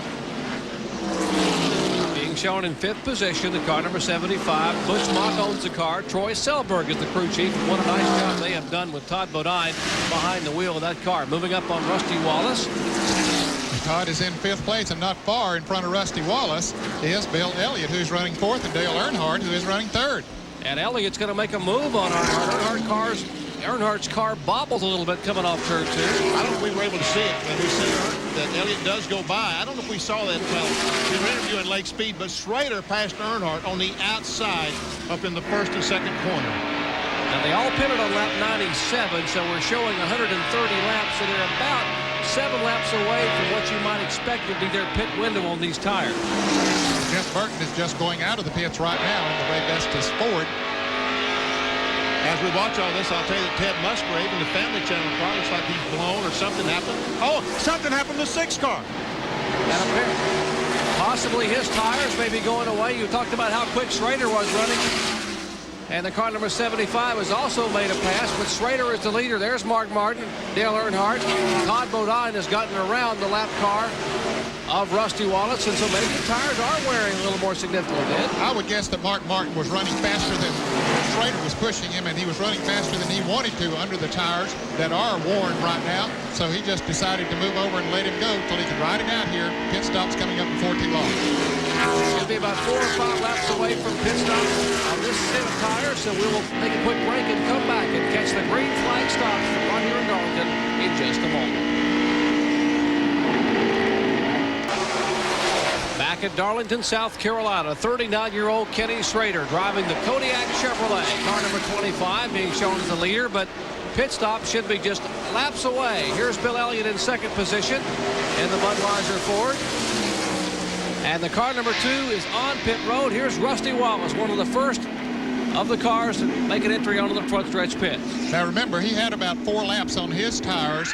Did not, as we watch the crew cam, who is on Brad Parrott as he changes those tires, but Rusty had made a pit stop just before the last caution. And So the others should be able to go a little further. However, Jeff Gordon is in the pits right now in the DuPont Chevrolet as he cleaned the grill. Buddy Parrott cleans the grill in Rusty Wallace's car, and he heads back out. And here is Jeff Gordon. Jeff Gordon being shown in 12th position. They've already changed right side tires. They will change left side tires now to the DuPont Chevrolet. There's Gordon's crew, Ray Evernham and company. 18 seconds as they get that car down and away. Waiting down the pit stops for Ken Schrader, Bill Elliott, and Dale Earnhardt, as well as Mark Martin. In fact, Martin has faded a little bit. Apparently, as you said, Ned, he has backed off, trying to get as much as he can get out of those tires. I'm sure once we see Schrader come in that, in fact, Mark Martin might be the one that will force the issue and come in first. And Earnhardt, what happened? Earnhardt, did he slow down to come in the pits and maybe was going too fast? I don't know. Something is definitely off the pace a little there. Now he's accelerating like exactly right, Ned, that you're right. That he started down pit road and evidently got the car out of shape or was going too fast and decided to make another lap. Well, it cost him some extra seconds as Bobby Labonte, who was running in the 9th position, is in the pits. Ricky Rudd now trying to go by Earnhardt. Let's see if Earnhardt comes in this time. Mark Martin is going to come in. And Martin does peel off as Earnhardt stays on the racetrack. There's Mark Martin's valvoline for the defending champion of the Southern 500. Will bring that car down to Steve Mill and the crew as Bobby Labonte leaves the pits, having completed his service. Let's check in now with John Curtis. Well, remember we told you that Mark had him take a round to bite out last time because he thought the car might tighten up. Well, the car has gotten loose on him. So it'll be a 4-tire change also. They'll add 1 round of bite. As the wrench comes over, the gasoline going in, Jack getting ready to go into the left side. There's the adjustment in that right rear tire. Also, Dale Earnhardt making an entry onto pit road. Mark Martin is down away after a pretty good pit stop. And there's Earnhardt as he comes down pit road. And his car was slowing dramatically. I guess it was just the tires worn out. We'll see. John Kernan is in the Earnhardt pit. Well, the last time when you saw Earnhardt slow down, he was blocked. He couldn't get in because of the 22 cars. What he was told Andy Petrie and the crew. Right side tires already changed. There's the chassis adjustment on the right rear. That car has been tight, very tight the second part of this race. Now we're also looking at Todd Bodine will be coming in the back pits as Dale Earnhardt has completed his stop. He is down and away. Philip. And the leader is on pit road, Ken Schrader. They've already changed right side tires on Schrader. Now Ken Howes and company go around to the left side of that car. There's the left side going on. Morgan Shepherd is pitting right in front of him. Good pit stop for Ken Schrader, the Kodiak team. There you see Morgan Shepherd, Bill Elliott down there in the Budweiser Ford. On the top of your screen is Ricky Rudd in the Time Ford. All of these regularly scheduled pit stops.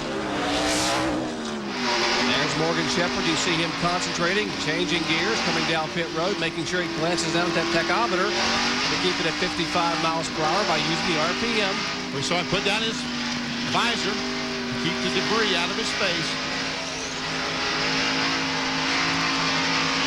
Darrell Waltrip being shown as our leader as the car number 6 has now gone around the 17 after having those fresh tires put on. And that should have put Mark Martin back in the lead lap.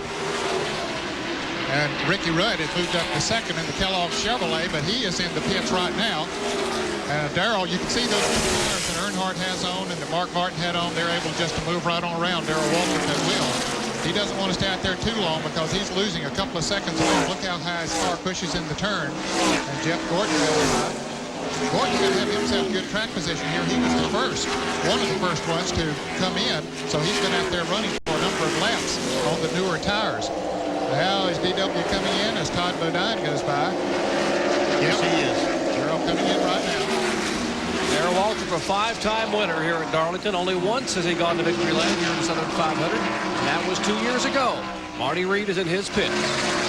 Darrell Waltrip quietly and cautiously has taken over the lead through the cycle, and they are in for a 4-tire change. You know, it's interesting. You mentioned the fact that this is the one track where he won last. 84 career wins, and boy, wouldn't it be sweet for his team if they could put it together today. A lot of tough competition. So far, these guys making the 4-tire change, and he's out of here. Good stop.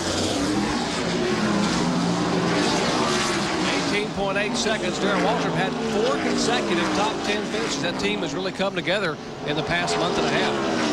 Yes, they have. Pete Peterson over there is the Crew chief. Pete Wright has went over. He's the associate crew Chief mechanic, they told me, is Pete's title. And all of this, after all these pit stops, that good pit stop by Ken Schrader and the Kodiak team has put him back in the lead. And behind the wall, unfortunately, one of the Roush Racing cars, the Family Channel entry for Ted Musgrave. And Bill, what's the problem? Well, we can ask Ted Musgrave. He's sitting here patiently. Ted, I know you're disappointed. What happened? Well, believe it or not, our luck hasn't changed yet. You know, it looks like we blew a freeze plug out of the engine block and lost the water. So it just happens to be in a hard place to get after. We're going to see if they can take the oil pump off and fix this car and get back out there, because it was running good. We're running for points, and it's just a shame. These guys worked hard on this car. The always cordial Ted Musgrave behind the wall in the Family Channel Ford. Robin Pemberton and company there trying to determine if they can make any adjustments on the car to get it back on the racetrack. Here we go again. Kenny Schrader trying to put Rusty Wallace a lap down. Now, you can see before the pits how fast they were running is 10 miles an hour. New tires means 10 miles an hour. Now, you wonder, how did Rusty Wallace get back in front of Kenny Schrader when Kenny Schrader made such a great pit stop? Well, Rusty made his pit stop 4 or 5 laps sooner. So he was out there running a couple of laps 10 miles an hour faster, as a matter of fact, and that allowed him to get some distance. But now his tires are beginning to get worn a little bit.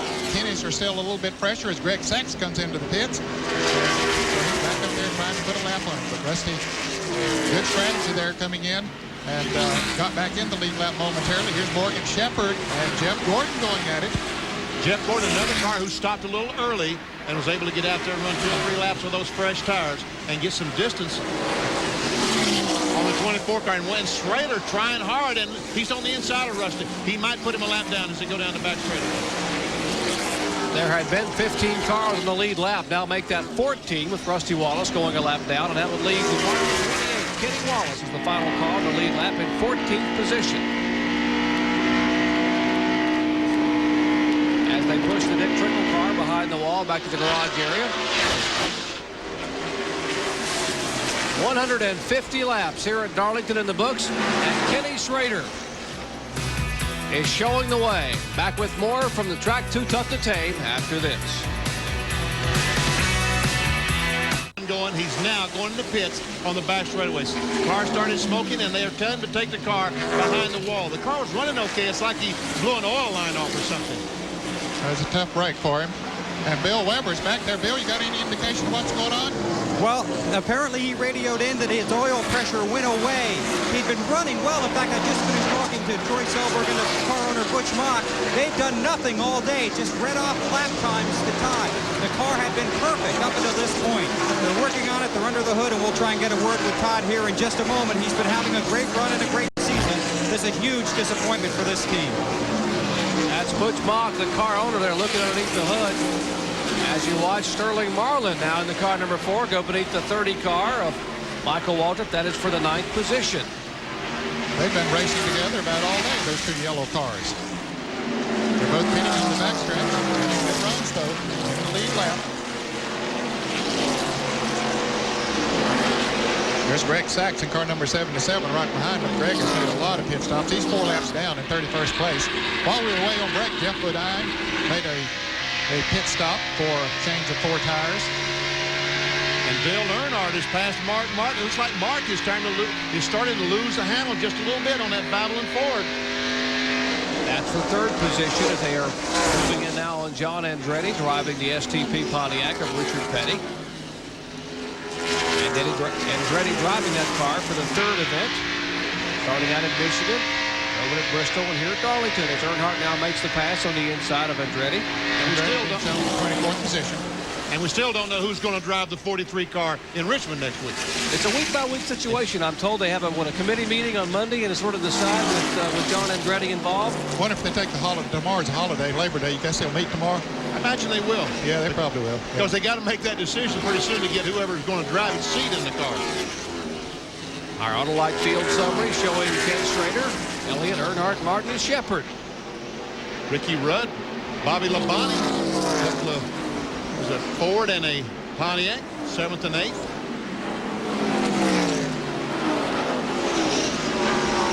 Ricky Rudd, whose young son Landon Lee is now what, 8 days old? Born last Friday, make it 9 days old. Wife Linda watching at home with their nine-day-old son. And we can see where these cars, Ricky Rudd running through the bottom of the 1 and 2. Bobby Labonte about the middle. Schrader, our leader, is running extremely high and has been all day around this racetrack. Can't say enough about Bobby Labonte and that Maxwell House team, Bill Davis Racing. They lose their sponsorship at the end of this year, and what a run they had the past few weeks. They're running like they want a new sponsor, aren't they, Jerry? I would say so. I spoke to Bill Davis, said they may be close, maybe within a week or so, and possibly nailing something down for next year. And certainly that's a very, very promising up-and-coming Winston Cup race team. And Bobby Labonte his name has been mentioned, the possibility of going to other teams. He told me on Friday, said if we find a sponsor, said I'm not going anywhere. Said this team is on the rise. Said some of those that are asking me to possibly drive their race car said they seem to sort of be on a level plane. He said this team is moving up, and he said I want to stay with them if we find that sponsorship. I bet they'll do it. Now we see the 4 car is called Labonte, the Kodak Film Chevrolet. You know, and the 4 car is going for a $100,000 bonus, as well as Earnhardt and Jeff Gordon. I don't think we've mentioned that today. That's right, the Winston Select $100,000 bonus. Let's check in the pitch with Marty Reed. Marty? Well, guys, keep your eye on Bobby Labonte in the 22. We've heard some conversation on the radio about some smoke coming out of the exhaust. Nothing confirmed yet from the team, but you've got a better view of it than we do.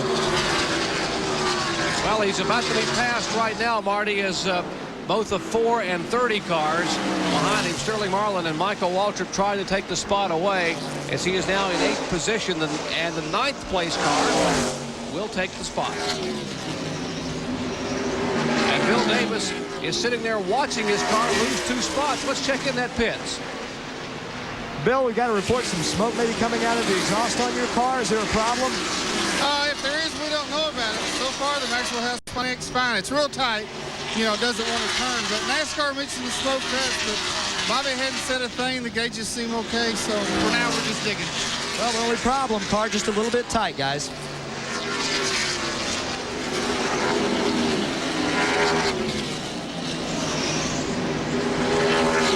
Now you can speculate and say that the car is tight. Maybe it's tire smoke. No, these tires don't smoke, Jerry. The only way they smoke is when they rub the fenders. Well, maybe he's got a fender rub. He might have a fender rub. He might have grazed the wall someplace and have a fender rub. Let's check in with Bill Weber. Well, standing back here behind the wall on the backstretch, Todd, a great run, a championship performance by your team here trying to get you back out. What happened? Well, it's one of those things again, another oil fitting. This time it's a different one. It's a main feed line on the oil pump. We just can't catch a break with these oil fittings. That's the 3rd time it's taken us out of a good run. But, you know, the factory stores at Adidas Ford was handling great. We had the guys been working under pit stops. We had great pit stops that kept us up front.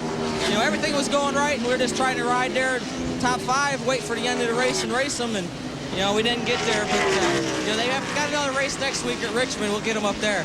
How quick could you feel the tires go away, Todd? Well, I give them a half a lap, and they're hard to hang on to. It's pretty slick once you get running. They last probably 5 or 6 laps. Then it's the best balanced car is what ends up being the fastest. And we had a really well balanced car. You know, in practice, most guys only ran 3 or 4 laps. We ran 23 laps. That was the whole idea. We knew it was going to rain. We wanted to get some time on the car and get it balanced, and it paid off for us. But, we'll be back next week. That's a lot of talent sitting there. His first win isn't far away, but it's not today. Half a lap, huh? That's pretty scary, isn't it? Larry McReynolds told me these tires go away so fast that he didn't want to even roll them from the garage to the pit road. He said you'll lose about 3 laps if you roll them out there. You got to put them on the front and carry them out. Obviously, he was joking, but that's a pretty serious problem. Well, as Benny says, that the racing surface is very abrasive. They're going to correct that, though, next week. And let's see if we can find our leader, Kenny Schrader. I tell you what, everybody's looking for that guy because he is going off into the sunset. He has led 65 of 165 laps, and there's Kenny Schrader. Last time he led over 10 laps in a race was a year ago. Actually, it was September of 1993 at Dover, Delaware. There's Kenny Schrader driving the Kodiak Chevrolet as we approach the halfway point here at Darlington. Raceway. Got a little trivia question for you race fans at home. Now, who holds the biggest margin of victory in the Southern 500? We're going to give you a couple minutes to think about it. Who had the largest margin of victory in the Southern 500? I know the answer, but I won't squeal. I do too. And I didn't cheat. I knew it when the question came up. And we'll let you know in just a moment. So think about that. And we'll tell you it was more than 10 laps. And that was remarkable in and of itself. Yes, it was. There's Schrader. Oh, Kenny Schrader. Oh, and the 29 car almost lost control right beside, I believe, that's Steve Grissom in the 29. Almost lost control. I wonder if he's got a tire going down in that car number 29, Chevrolet Aluminum. He probably saw Schrader going through there so fast, thought he could do it, and got a little out of shape. That's Jeremy Mayfield right behind Grissom, the 98 car, the Fingerhut car. Those cars just went 2 laps down. They're running 16th and 17th.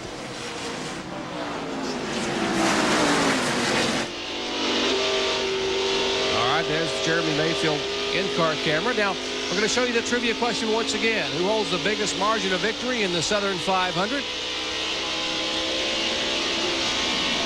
And John Kernan, do you know? I'm going to make a guess, but usually these questions involve one of our announcers.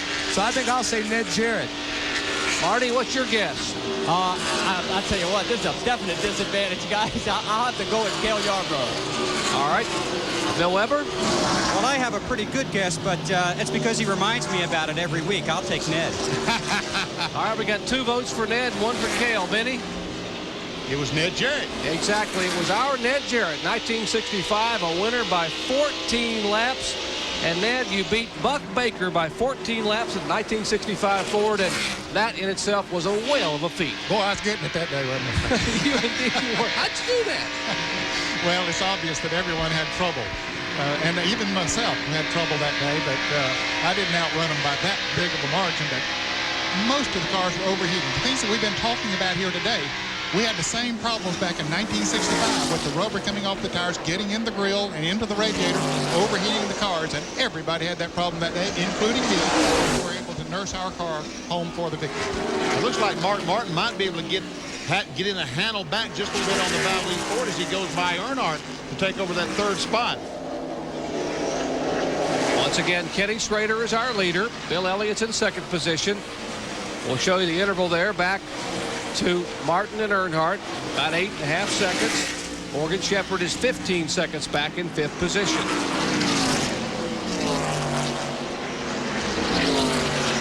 As Martin went by, we saw Brad T going to the pits on the back straightaway. And we are told we'll see the leaders on pit road in about 4 or 5 laps. Well, Jeff Gordon's coming in right now. Dale Jarrett's in the pits on the backstretch. So pit stop's coming up right here as Gordon slides into his pits. They'll make a 4-tire change, clean the windshield for him, clean off the grill, and a lot of other things, Marty. Yeah, I'll tell you what, I'm really impressed with this team. They have not given up since the very first incident that brought out the yellow when Bodine got into Jeff. And, I mean, these guys, look at this. This is a great stop. Another one. Indeed, he was being shown in 11th spot as here is Kenny Wallace in the car number 28. He is a lap down. So you're watching that crew, Larry McReynolds and company. Kenny, of course, 7th for the injured Ernie Irvin. They clean the windshield. Right side tires already having gone on the car number 28. Now these cars, the 24 car of Gordon and the 28 of Wallace, actually pitted about 3 laps before the other lead cars came in on the previous stop, so that's a normal sequence. Terry Labonte, who was running in the 12th position, he was the last of the cars on the lead lap is in the Kellogg Cornflakes Chevrolet.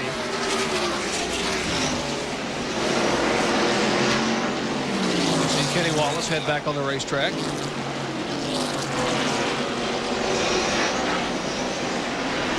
Here comes Bobby Labonte, the Maxwell House Pontiac down pit road. Oh, he's slow. He's down the that smoke they're talking about. We see some smoke now coming out the exhaust pipe, and there's something definitely wrong with the engine. Look at that grill in the front of his car. We got a shot a minute ago of the grill. It was totally covered in rubber. Let's check in their pits with John Kernan. Well, Jerry, that apparently is a problem. They burned a piston. We just talked to Bill Davis about, 10 laps ago. He said they didn't know of any problem. All the gauges were the same.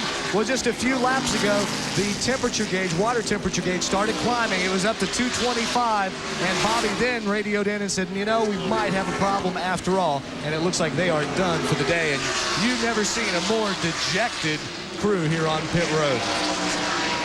Well, they had a great run going. Look at that grill, fellas. Look at the amount of rubber that is in there, which really, it's almost, 30 or 40%, which shuts off the air going into the engine compartment. And that could be part of the problem as Bobby Labonte coasts down into the pits. They'll take a look at it. If there's anything they can do, they'll get him back out there and running as much as he possibly can. John Kerner? Yes, you can see the smoke coming from the exhaust as Bobby revs the engine. They're looking in. They're thinking either a burned piston, possibly a dropped valve, but they're not in any big hurry right now as the crew, Chris Hussey and the crew, looks over. They'll put the hood back down on the car. It doesn't look very good for the Maxwell House Pontiac team. Bobby Labonte's best finish coming a couple of weeks ago up in Michigan. He saw Steve Mill a minute ago walk up there, but pardon me, and he apparently is worried about, there's Steve Mill standing on the right of your screen. His driver, Mark Martin, is pitting right next to that car, and he's trying to say, hey guys, I want to let you know my driver is going to be coming in. I'll even help you a little bit. Yeah, he goes out there, moves that tire away. He doesn't want anything in the way of Mark Martin when he does come into the pits. He knows it won't be long before he'll be in. Jeff Bodine is coming down pit road once again in the Exide battery Ford. Bobby Labonte gets the service and goes back out. I don't think he's going to be a major factor, though. That thing's not going to be running up to par as Bodine does come into the pits. Bodine is 3 laps down, back in 22nd position. Here is Mark Martin, the Valvoline Ford Thunderbird, the defending winner of this event, back in 3rd spot. Expecting him on pit road momentarily.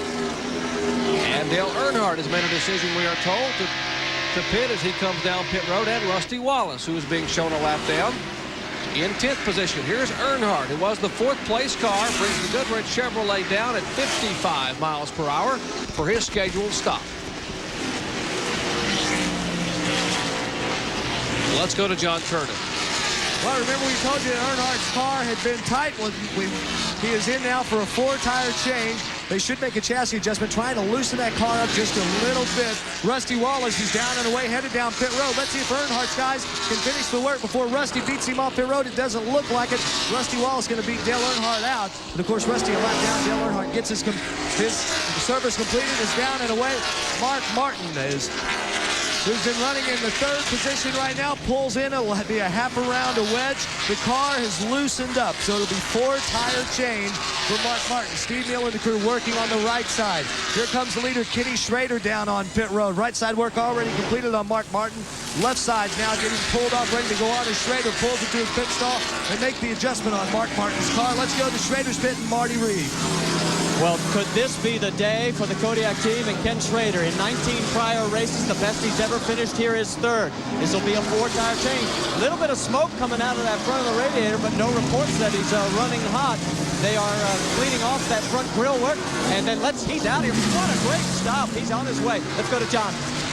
Well, as Ken Schrader leaves, Bill Elliott's crew is hard at work. They've already taken off. They've already completed the right side change. Left sides are down. They clean all the rubber off the grill, and there's a crash out on the racetrack. Sterling Marlin has spun his car in turn 2, the car number 4, the Kodiak Chevrolet, and as of yet, we do not see a caution flag. He spun the car, got the car rotted down off the racetrack, and we have not. Yes, we have. And here's the problem. Jimmy Spencer has hit the wall here on the front straightaway, so caution is out now. So 2 cars having spun. They were just trying to give the halfway signal. Lap 184. There is Spencer's car, the McDonald's Ford Thunderbird. Come to rest against the front stretch wall as these cars now trying to see Spencer. Close call there, Darrell Waltrip and Greg Saxon. Here's what happened a moment ago to the 4 car over in turn 2. Comes off the corner, and he was trying to get in the... Oh, I'm sorry. It looked like he got bumped from behind. He might have been slowing down to go into the pits. I don't know, but he got bumped and spun around. But, you know, he kept going. No problem there. Everything was all right. But then, all of a sudden, here on the front straightaway, Jimmy Spencer gets into the wall. Let's see if we can see what happens there. There he is coming off of the turn up there. Now, whether he and... That's Jeff Gordon down on the inside. Whether they made contact, don't know. But Jimmy Spencer in the McDonald Ford slides across the start-finish line crossways.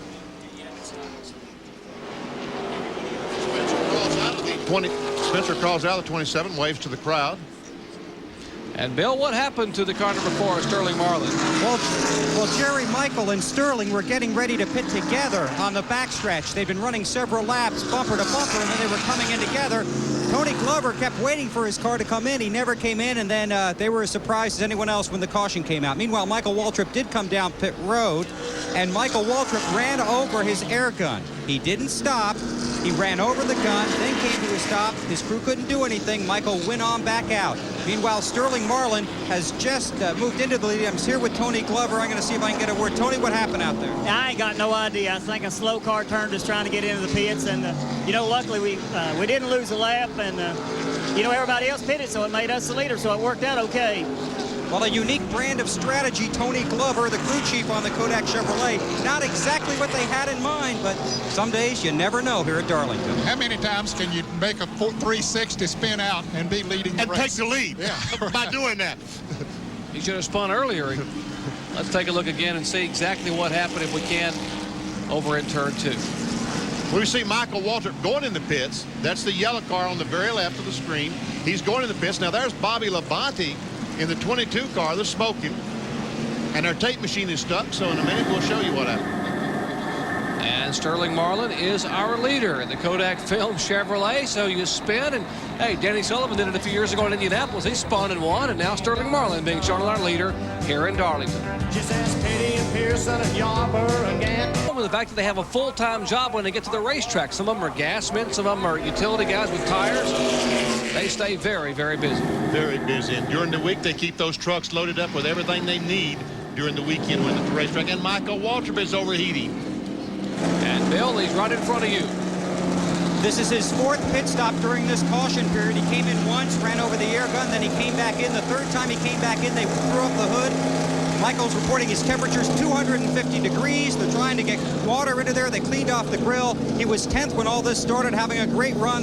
Now the hood goes down again. They'll put in those hood pins, but it has been a disappointing number of laps here for Michael Waltrip. And now the car has stalled back here on pit road. The car has stalled, and the hood will go back up. So we'll try and get an update here. They're going to try and push him and see if they can't get him started here. Michael Waltrip was having a great day, but right now the Pennzoil Pontiac slowly being pushed off pit road, hoping to get it restarted and get back into the Mountain Dew Southern 500. He goes off pit road. He was being shown in 10th position, Bill, back there. And the car number 22, another Pontiac, also overheating, and he has gone behind the wall. We are told they're going to change the radiator in the Maxwell House Pontiac of Bobby Labonte. You saw that smoke earlier from his car. And here's what happened just a little bit ago that produced the caution flag. Now, this didn't produce a caution flag. Sterling Marlin starts in the pits. He gets bumped by the 22 car. As Ned said, he does a 360, keeps going, no caution flag. As a matter of fact, he even took the lead in the ensuing caution flag, because here's what happened with the caution flag. Exactly. Watch left of your screen. Jimmy Spencer, a little bit of a bump from Steve Grissom in the 29 car, and he smacks that front stretch wall. That's Grissom's car going by. Got the aqua colored car in white. And on the inside, Spencer stays up against the wall. The only reason we know that because when the 29 car went by, Spencer went out and shook his fist at him. That's why we know that he bumped him. Still under caution at Darlington Raceway. Back with more in just a moment. Stay with us. Darrell Waltrip, we said a moment ago, he came in because he thought he had a flat tire. Well, he came back in the pits, and they raised the hood on the car. And they squirted a lot of water under the hood of the car. It might have been just a precautionary manner. But his brother, Michael Waltrip, has been having all kind of problems with the Pennzoil Pontiac, and Bill Weber has a report. Hewitt is back here. Doug Hewitt is back here, and this team has been running quite well, but obviously problems during this exchange. Doug, what happened? Yeah, we been running a little warm, and we just didn't want to let it go any longer, so we made sure we cooled it down. Cars have a history here of getting the radiators loaded up with rubber, and we was running about 240, 250, and we needed to stop, and we've got it cooled down right now, but we're not sure if we're going to be able to keep it that way. All right, this team was very happy with the way the car had been running up until that most recent exchange. Let's go to Marty Reed. Thanks, Bill. We're looking at Robert G. This man is a big fan of Kenny's Raiders. In fact, he was the owner of Kenny's Bush car a while back and was hanging the sheet metal on this car until he suffered a stroke and has put him in a wheelchair. But he was on the radio to Kenny during this yellow, and the conversation went something like this. He said, Kenny, you keep driving like this, you just might win this thing. He just might, I'll tell you what. Tell you, when Robert came in the garage area this morning, he had a tremendous crowd of people wishing him well, trying to be very, very glad to see him back at the racetrack. Here's a car they're going to hold to try to get back in position for scoring. That's the Smokin' Joe's Ford Thunderbird, Hut Strickland. And he's, as you say, being held. The signal is being given for one more lap. And what happened, Jerry, we saw when Jimmy Spencer stopped right past the start-finish line, a lot of cars were racing off of turn 4. We saw a big bunch of them, and they didn't know who they were passing, but they wanted to pass whoever they could because a lot of green flag pit stops are taking place, and some of those cars are being put back where they should have been as a result of those passes. Getting set for the green flag to come out here at Darlington Raceway is the Kodiak Chevrolet driver, Kenny Schrader. Has led 92 laps thus far. Let's check in once again with John Kernan. Well, Jerry, this lengthy caution has our second place runner, Bill Elliott's crew, just a little bit concerned. The water temperature up around 250 degrees right now. Mike Dean says, hey, I'm ready to get back to race speed so I can cool that water down. Normally it runs about 215 to 225. Well, see, these cars don't run a fan anymore. They use electric fan, and evidently they don't have the electric fan on this car. They depend on the air going through the radiator, through the grill, through the radiator to cool the cars off. And on a slowdown on a caution flag, they have problem keeping them cool. There's a look at Bill Elliott, a four-time winner here at Darlington, twice in the Southern 500, including that one time when he won the Winston Million back in 1985. Question right now is, can he catch Kenny Schrader? Schrader has been fast. Look at that, 27 top pins and 33 starts. Green flag once again at Darlington Raceway. Lap 199 of 367.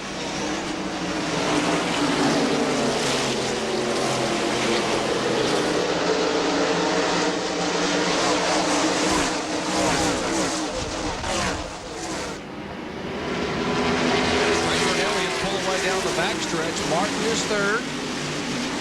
Morgan Shepherd fourth, and Dale Earnhardt is fifth.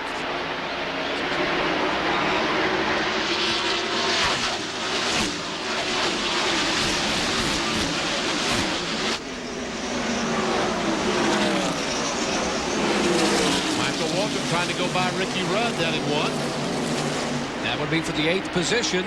They're single file through the front 6 or 7 spots. Dale Earnhardt, the only car in the top 5 that did pit on this caution flag. We'll see if those new tires, what kind of advantage they are for Earnhardt.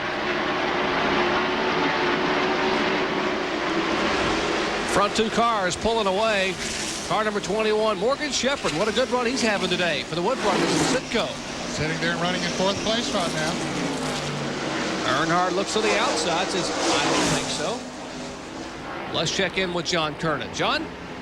That number 21 Sitco Ford is a brand new car, Jerry. They just completed it about a week and a half ago. The first time it was on the racetrack last Monday when it was at Charlotte Motor Speedway for a tire test. Lynn and Eddie Wood both told me they thought it would be a very good car for the speaking of very good.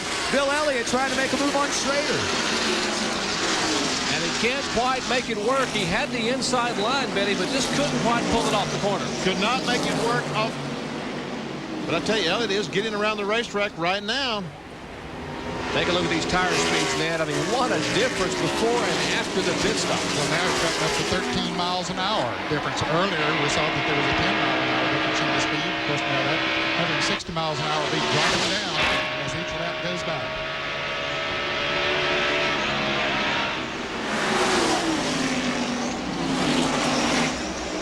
We can see the Schrader is still running a little higher down in the race, down in the corners than Elliott is. You just joined us. Ken Schrader is our leader, has led 97 of 201 laps, and there's 165 to go here in the Southern 500 at Darlington Raceway.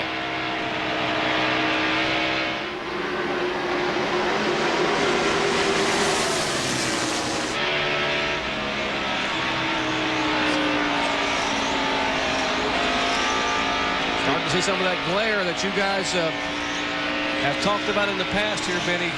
Down in turn 1 in particular. When the sun is out, later on in the day, you go down in turn 1, you drive directly into the sun, and it becomes almost unbearable that last 50, 60 laps. As Elliott closes up right on the back bumper, just touches Rick, and Earnhardt goes by Mark Martin. Martin is just losing the handle on that Valvoline Ford, not nearly as strong as the car was earlier on. There's the front two. Here's Earnhardt, who has taken the third spot away. Sterling Marlin is in 5th position and looks to be on the hunt for 4th, right behind Mark Martin. Martin's the 6th car. Sterling Marlin is the 4 car. And behind them is the Citgo efforts of Morgan Shepherd, the car number 21. So all 3 of those drivers that have a shot at that $100,000 are still on the $100,000 bonus as a result of winning one of the Winston Select Millions earlier in the year. Marlin at Daytona, Gordon at Charlotte, Earnhardt at Talladega. And if one of them can win this, an extra $100 grand.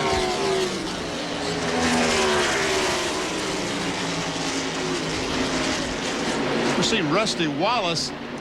They're reporting that his car may be overheating, and we can see that he does not have the speed in that Miller Genuine Draft 40 yet earlier in the day. And behind them, the battle for 10th position between Darrell Waltrip in the car number 17 and the car number 8. A good run for Jeff Burton. The Rebestos Ford Thunderbird of Jeff Burton. And Marty, they got to be pleased with their run thus far. Well, they do, but I'll tell you, the folks in Rusty Wallace's camp are concerned. He is reporting the temperature is going up. So exactly the thing that John Kernan was talking about before the start of the race, that rubber getting built up into the radiator, working its way in there, getting jammed in there, raising those temperatures. It's creating a problem for the number 2. Let's go to John Kernan. Ward Burton's radioed in. His water temperature is soaring up to 250 degrees. They were a team that started the race with an extra screen across the grill. Halfway through the race, they were going to pit and pull that screen off. They've gone to a fine wire mesh. Some of the guys use a little more coarser, and what happens there is you'll get rubber through the mesh, through the screen, that actually lodges into the radiator. But Ward Burton right now having a problem with overheating. And Johnny's being shown 4 laps down in the 25th position. That's the car number 31. And as the Rusty Wallace car moves in on John Andretti, you heard Artie Reeves report a moment ago of a possible overheating problem with the car number 2. Look at the glare now. How do you see anything, Mitty? Well, you don't see very much. And hey, folks, you saw what Rusty Wallace is seeing. It gets a little bit better as we get away from the sun. See, watch me go down the back straightaway. You can see. Visibility is pretty good right here, but he's in turn 3 and in turn 4. But even halfway down the front straightaway, it starts to get bad. It does. As we comes off turn 4, we'll watch once again as he drives into that sun. See what happens to the racetrack? It just goes away. And the closer he gets to turn 1, the less he's able to see. Here at Darlington Raceway, hope you're enjoying the Southern 500. Back in just a moment. Yeah, remember they had that. Tremendous crowd here at Darlington, South Carolina, enjoying the sun and fun of the Southern 500 for the 45th consecutive year. Glad to have you with us at home. There's our leader, car number 25, Kenny Schrader, has led 108 of the 212 laps thus far. Second place car, Bill Elliott. Back in third is Dale Earnhardt, and behind him is Mark Martin. And we are being told there may possibly be a problem with the 6th car. The same problem that a lot of cars are having. Looks like he may be overheating. He's reported to have called Steve Meal, the crew chief, and said this thing's running awfully warm. You're riding along with Mark Martin there in the Valvoline Ford. He's a defending winner in this race, having won it a year ago. Can't quite see that temperature gauge as to what it might be, but they're saying it's running very high.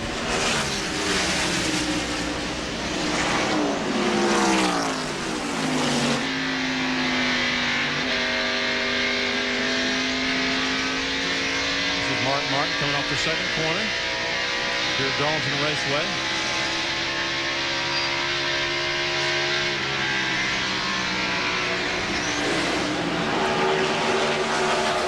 And that's one reason, folks, that Ken Schrader has been running as hard as he has to stay up front, because he's getting less of that rubber in the grill of that 25 car than the other cars, because he really and truly hasn't been following anyone. As Jerry said, he's led over half the race, and that has been an advantage keeping that rubber out of the grill. And exactly what you said, Benny Parsons. Here's the Busch Beer race recap. He's led 106 of 210 laps there. 9 leaders, 15 lead changes, 4 cautions for 31 laps. The average speed has been slowed by those caution flags to 122.541 miles per hour. Who have our leaders been? Well, Ken Schrader has led the bulk of this event. Mark Martin, Rusty Wallace, Bill Elliott, Jeff Bodine, our pole sitter, led 6 laps. And we have trouble with 12 car crashed down the back stretch. He was slow down in the first and second corner, and he was trying to get out of the way down the back straightaway, and cars going every which way. And finally, the 90 car, Mike Wallace, did a great job. He locked up the brakes and slid to avoid the 12. And here again is what happened a minute ago to Derek Cope in the straight arrow Ford. Once again, he was very slow down in the first and second corner. There's Phil Parsons in the Mellon car directly in front of him. And they're going to come off the second corner, and we can see that he is slow. Now watch these cars as they start going by him. And they always, something broke on the left rear tire goes flat. And pieces start flying everywhere of rubber. Look at Mike Wallace, Ned. Yeah, and Darrell Waltrip also came down on the inside. A miracle that someone didn't hit Derek as he was spinning around. He was right in front of a big group of cars. So it's the left rear tire that exploded that caused the 12 car to spin, and there's part of the tire lid on the racetrack. You saw all the damage that tire was doing beneath that fender well on the left side. The car looks fine from that side, but folks, at the other side, it took the heavy hit. Look at the debris down the backstretch. This is the front stretch, Jerry. Someone has picked this up and brought it over on the front stretch. Well, we're going to get a chance for pit stops here on lap 218. We're going to show you 3 of them, our triple pit split, as they come down pit road at 55 miles per hour. And let's go to Marty Reed in our leaders pit.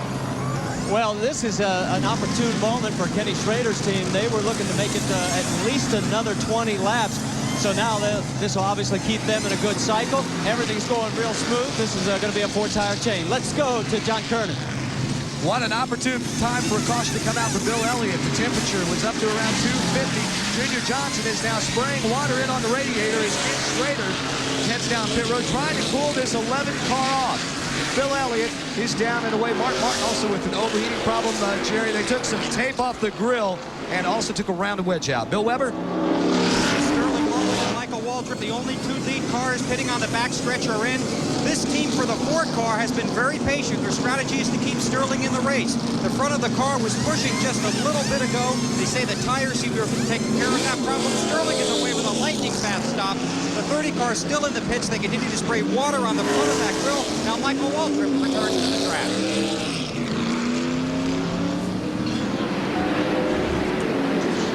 Now here are the cars coming out of the pits.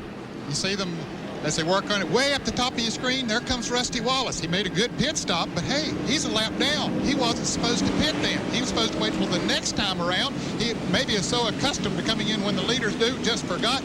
But the rule is that he needs to go to the end of the longest line. Okay, now he's coming back in. Well, we have overheating problem we said that he had, so he's going to cool it off. That's why he stopped earlier, because he was going to have to stop twice anyway. Okay. So he might as well just come in, and he's going to start at the rear of the longest line anyway.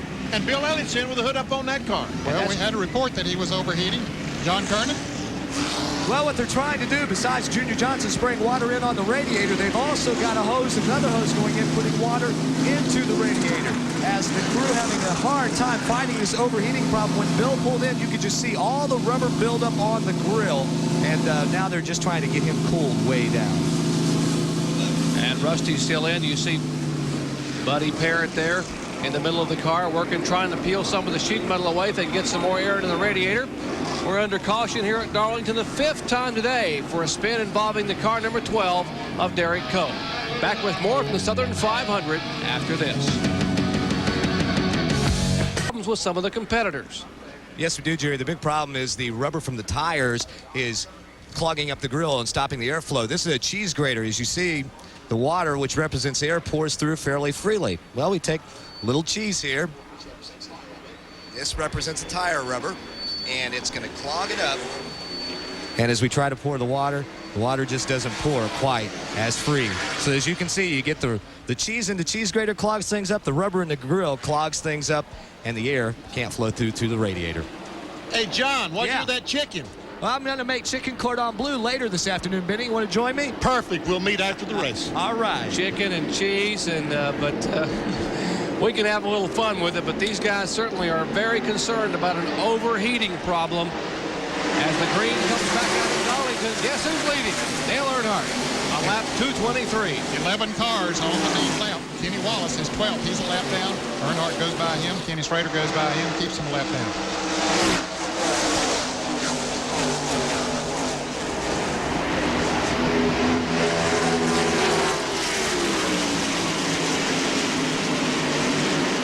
look at Schrader close on Earnhardt in turns 3 and 4.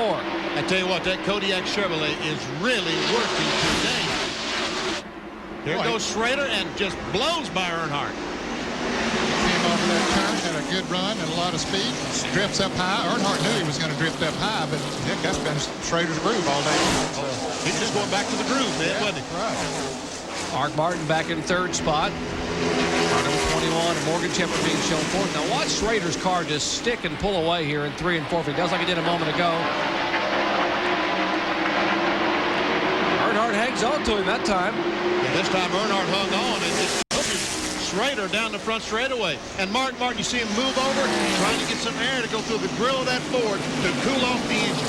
Yeah, he probably, even if he could, will not move up there too close to him right now, at least till he gets that engine cooled back down a little bit. But Earnhardt, he wants back in the lead.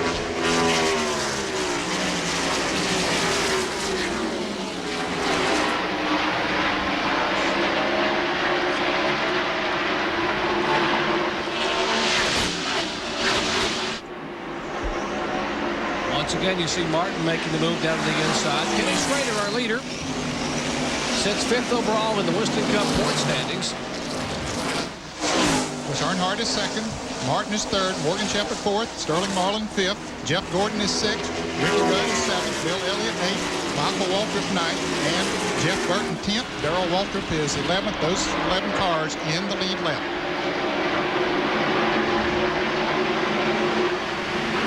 Nick Mass, the first of the cars, a lap down. He's being shown in 12th position. Kenny Wallace right behind him in 13th. Dale Jarrett just passed Kenny Wallace on the last turn of the last lap and moved up into that position.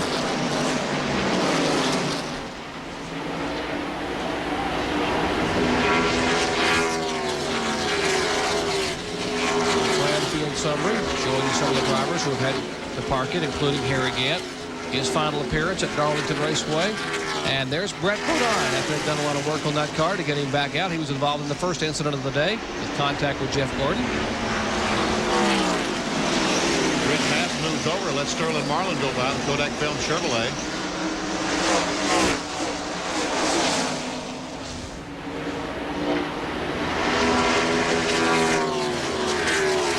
Shown in 5th position. There's Mass the lap down.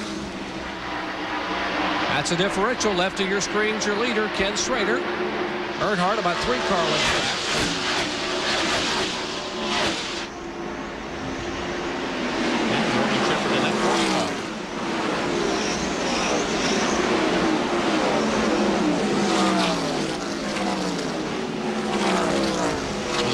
The tires are going on down in the pits. I'm just told that the 28 is lost the tires for the 22 car. Elliott going by the Ricky Rudd automobile. Elliott was in the pits late trying to get the engine cooled down. So he's just taken over 7th position from Ricky Rudd.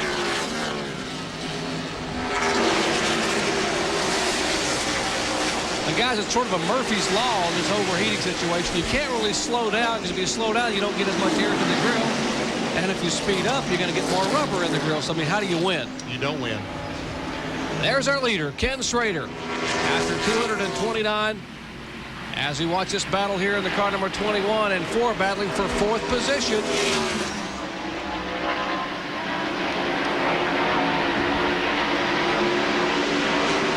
And we can see that these cars are just literally inches apart.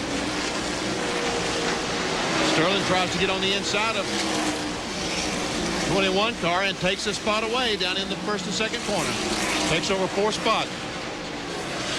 And take a look at this dickering going on. Marty, what's going on down there?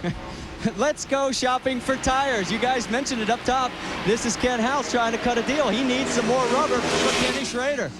Now, they work for the same boss. Remember that Rick Hendrick is the team owner, so this is a little bit of horse trading going on.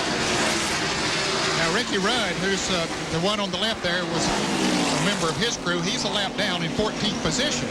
But Kenny Schrader leading the race, so you can guess who will get the tires. That's some of Terry Labonte's crew members there working to try to decide who's going to get what. So we'll see who wins the battle at bargaining for tires when we come back after this.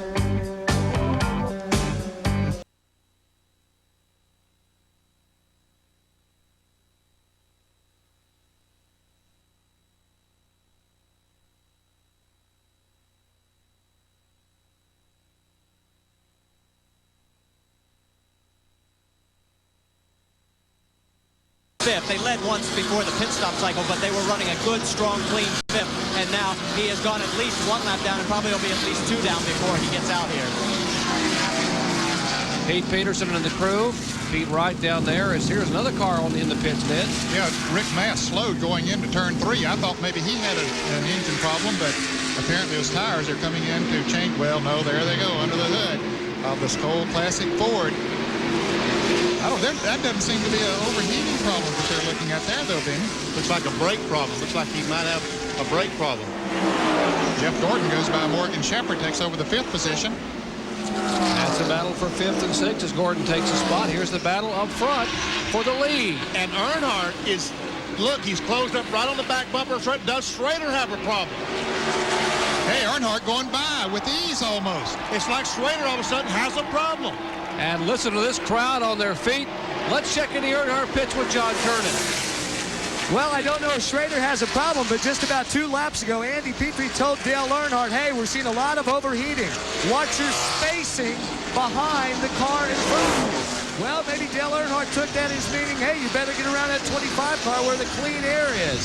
But we don't know about the Schraders. We haven't heard anything down here on our end of pit road. But Andy Petrie very concerned seeing all these other cars overheating. It looked to me like Schrader moved over down the back straightaway like he might be trying to get some air to the grill of the car. We'll have to watch as he comes down to the front. But as you pointed out earlier, he was sitting out there breathing that clean air. Now Earnhardt is able to do that. I don't know. Marty Reed, what's going on there with the 25 car? Well, for the first time today, Ken Schrader's got a loose race car. He does not have an overheating problem. They're okay. Ken Howes got a little grin on his face when he saw us bolting down here. And he said, don't panic, guys. We're all right. We're just a little loose.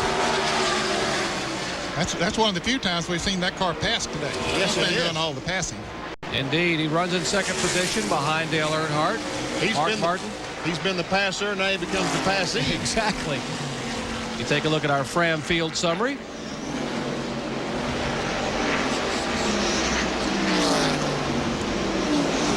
We showed you a minute ago it had been 100 races since Ken Schrader had gone to victory lane in a NASCAR Winston Cup car. That last victory coming in 1991 at Dover, Delaware. Bill Elliott goes by Morgan Shepherd, takes a spot away, and closes in on the back bumper of Jeff Gordon. And Gordon's still hanging in there in that DuPont car.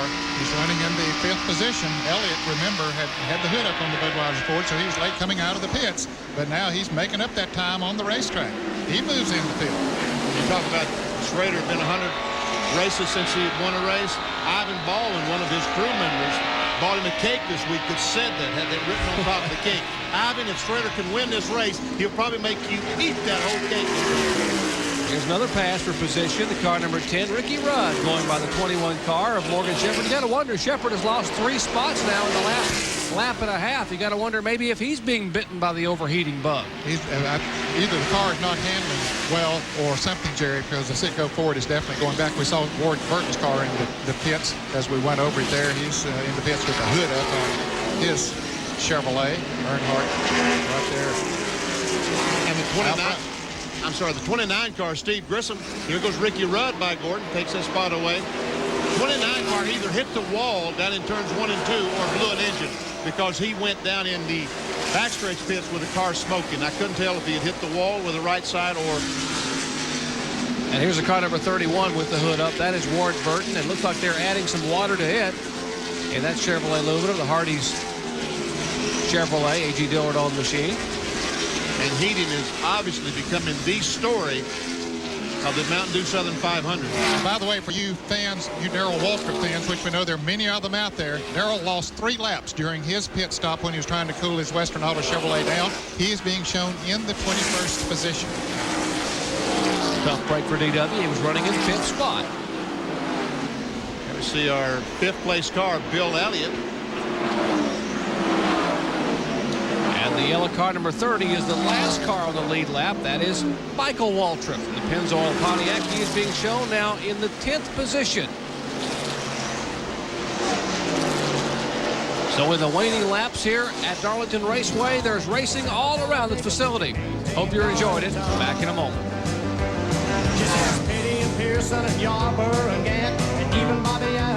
Jerry, Dale Earnhardt leading the race pretty comfortably right now, but Ken Schrader, who was leading it a while ago, is fading a little bit.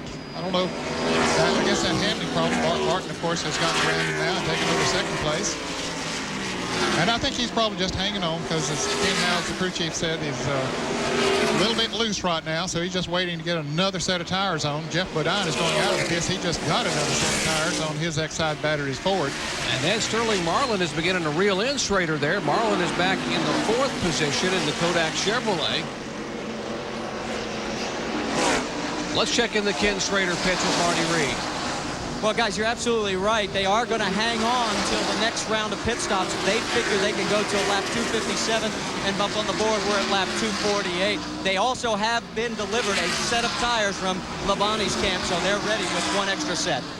Well, you saw the dickering going on a minute ago. You take a look at Ken Schrader there. He started second, third. I didn't want to see him because he was almost out of control when he came up that fourth corner car. Extremely loose at Kodiak Chevrolet. Who was that blowing by the Billy Standridge? Somebody with new tires on. Yeah.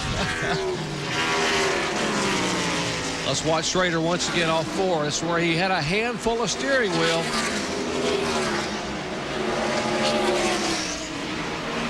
There's Standridge coming down on the inside.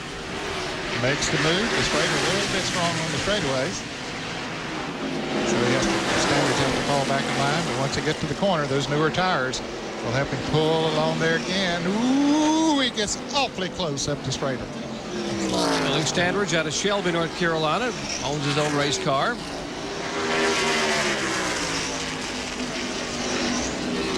He is being shown 13 laps down in 32nd position. Talking about the car number 47 as he moves now around Ken Schrader with his fresh tires.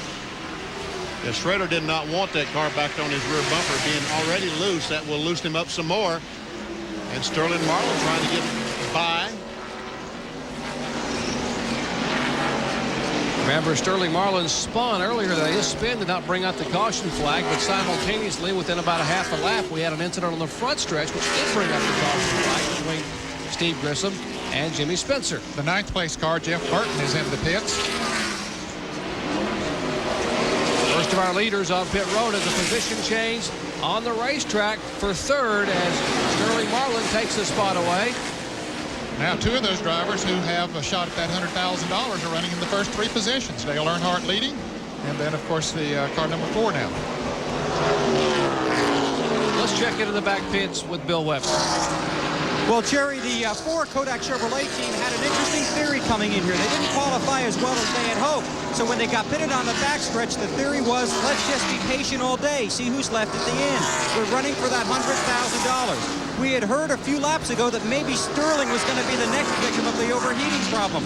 Tony Glover told me just a few moments ago that's not the case. They're in good shape. They've been telling Sterling all day to take it easy. Right now he's taking it easy right into 3rd place. Well, pit stops should be coming up very shortly for the lead car, so we'll take a quick break and come back and catch those green flag stops in just a moment.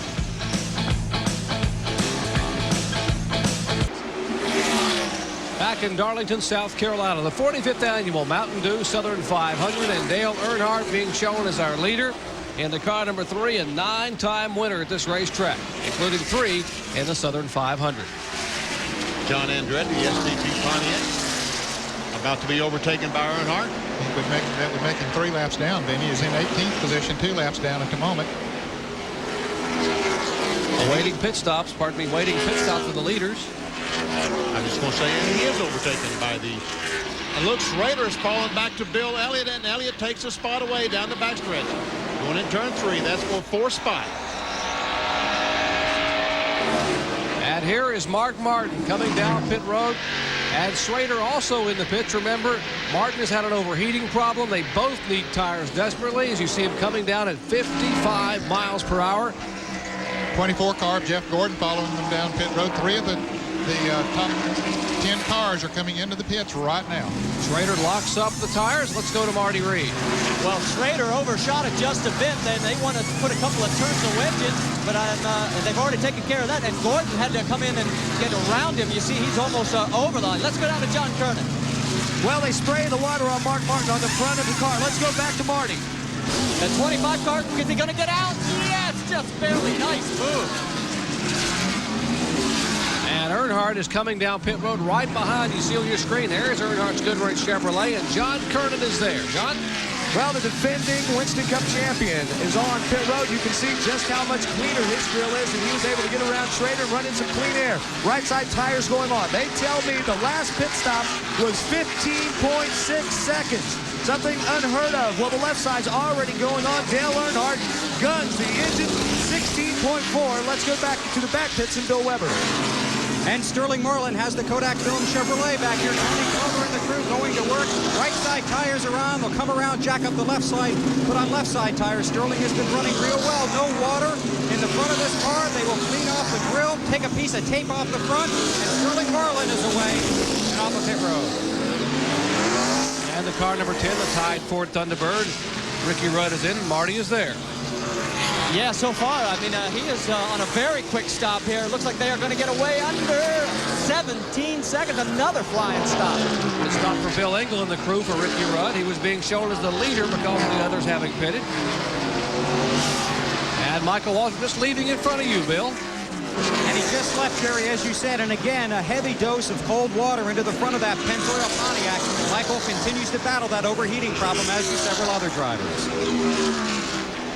And here's a couple of cars, 25 and 11. Schrader just passed Bill Elliott down the back straightaway for that 5th spot. Schrader, in making that chassis adjustment. And Rusty Wallace is coming back into the pits. I think he was in just a moment ago. And maybe he wasn't. No, he was. He was in the pits just a moment ago. Well, maybe he didn't like that set of tires that they put on. He's putting on some new ones now. Sterling Marlin now getting racy with Bill Elliott.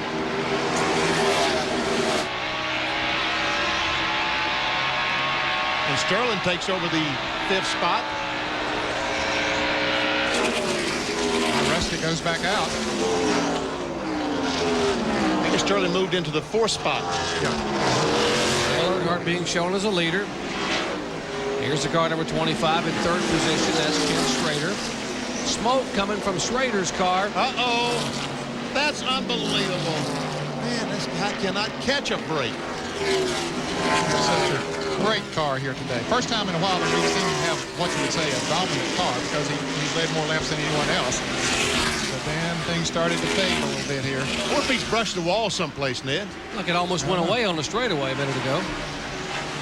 Here's the car number 24 and 11, Jeff Gordon and Bill Elliott. What a battle Jeff Gordon has had today getting back toward the front. He's been bounced on and beat on by a couple of different competitors, and Gordon almost bites a little bit on the concrete. It's like he's running that high groove as well. That's 5th and 6th. Gordon in 6th position, Elliott in 5th.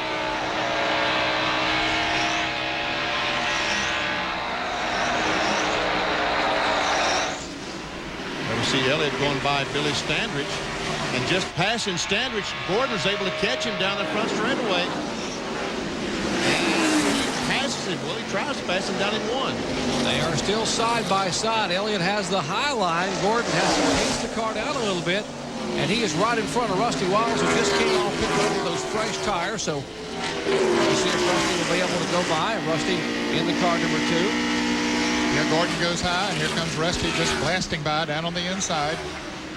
Rusty is 2 laps down in 14th position. Darrell Waltrip back in the pits once again. You can see him on the right of your screen, upper end of the pits.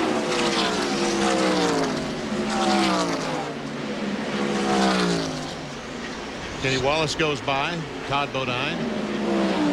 And we can see that great pit stop that the GM Goodrich crew had. Richard Childress and the crew, Andy Petrie.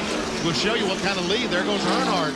And somewhere back there is the 2nd place car of Mark Martin. Earnhardt going by our pole sitter, Jeff Bodine.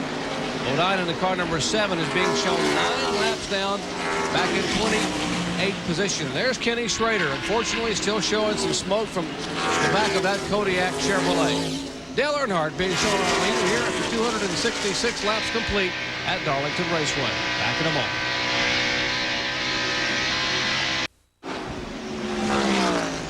Back Back at Darlington just a moment ago, they waved the black flag at the car number 25 of Ken Schrader, and as you can see the reason, smoke boiling from the back of that Kodiak Chevrolet. It started as just a little trail of smoke, and it has steadily gotten worse, and it's pretty severe right now. And he has to go to the pits to get it checked out and see exactly what's wrong. Ken Schrader has only had one DNF in 1994, that coming up at Pocono. Currently sits 50 in point standings, and he heads down pit road, and our Marty Reed is waiting on him. Marty? Well, 8 times he has finished in the top 10 here at Darlington. His best finish was 3rd today. It looks like it might be a win, but it doesn't look like it's going to happen now. The crew are going to make a 4-tire change, and they're looking over everything, but the front hood is not coming off yet. Now, I'm sort of baffled by this one, because the NASCAR officials are looking up underneath, guys, but they're not pulling that hood up.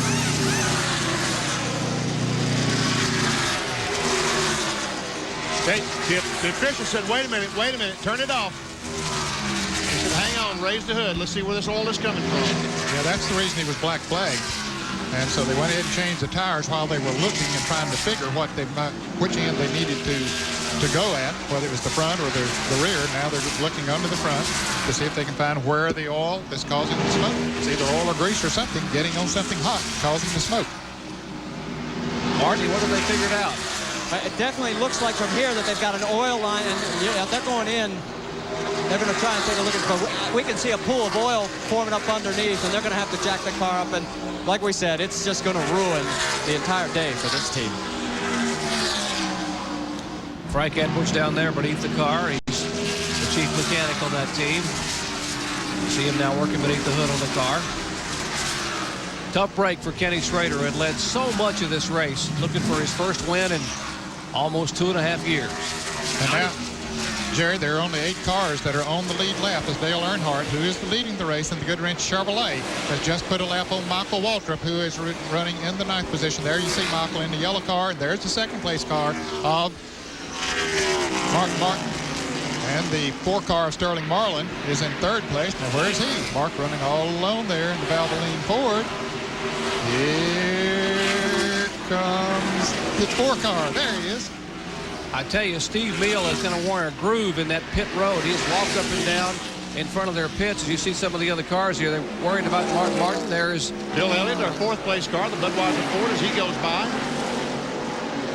And right behind him is Jeff Gordon, the 24 car. And I got, this kid has fought in the Ilhallen race car all day long, because I know it has to be Ilhallen, because he crashed. He hit the rear of the car, and also the front had to get the toe end messed up. He's still hanging in there. Here's Ricky Rudd in 6th position in the car number 10. In the tied Ford Thunderbird. Good pit stop, good pit work by Bill Engel and the crew. Kept him in the top 10 today. And in 7th position is the Citgo Ford. There he is, Morgan Shepherd in car number 21. He's been up there in the top 10. We saw him during the last run on the last set of tires he had on. Morgan lost a lot of positions, but seems to be doing okay now. Just hasn't been able to make up those positions. And the next car on the lead lap, the last car on the lead lap, Jeff Burton, the Rebecca Ford. And I guess he's the only car in the lead lap with Hoosier tires, right? Only car in the lead lap on the Hoosiers. Now, John Kernan, there's been some serious discussions going on in the Valvoline pits. What are they talking about? What else, Jerry? They're talking about water temperature. Mark Martins has been running. It looks like Michael Waltrip might have just blown up out there on the racetrack. Of course, Steve Neal pointed that out to the NASCAR officials, saying, hey, how about a caution? They'd like to get Mark in, spray some water on the radiator, maybe add a little bit of water into the radiator to try and keep that car cool. But just 1 lap ago, Mark radioed in and said, Steve, it's not fluctuating anymore. It's not rising. The water temperature is steadied out. I think we're going to be okay. That's bad news, John. When it's not fluctuating, that means there's no water in there to make it fluctuate. Well, that's what happened to Jeff Bodine. If you remember last week at Bristol, Tennessee, Bodine said when the needle stops fluctuating, that means we're history. And about 4 laps later, indeed, she just let go. Here's a battle on the racetrack between Bill Elliott and Jeff Gordon as they wage war for 4th spot. And Bill Elliott, another car that's running hot. Gordon takes over the 4th position with ease. They pushed the Ken Schrader Kodiak Chevrolet behind the wall, still working on it for you fans who had hoped that he might win here today. He put on a gallant effort. And there's Michael Waltrip, who also had a great run in the Pennzoil Pontiac. A lot of smoke came from it a couple of laps ago as he coasted into the pits. And Doug Hewitt, crew chief, and the rest of the crew go over to see if they can do anything for him. 87 laps remain at Darlington in the 45th Annual Mountain Dew Southern 500. Back in just a moment.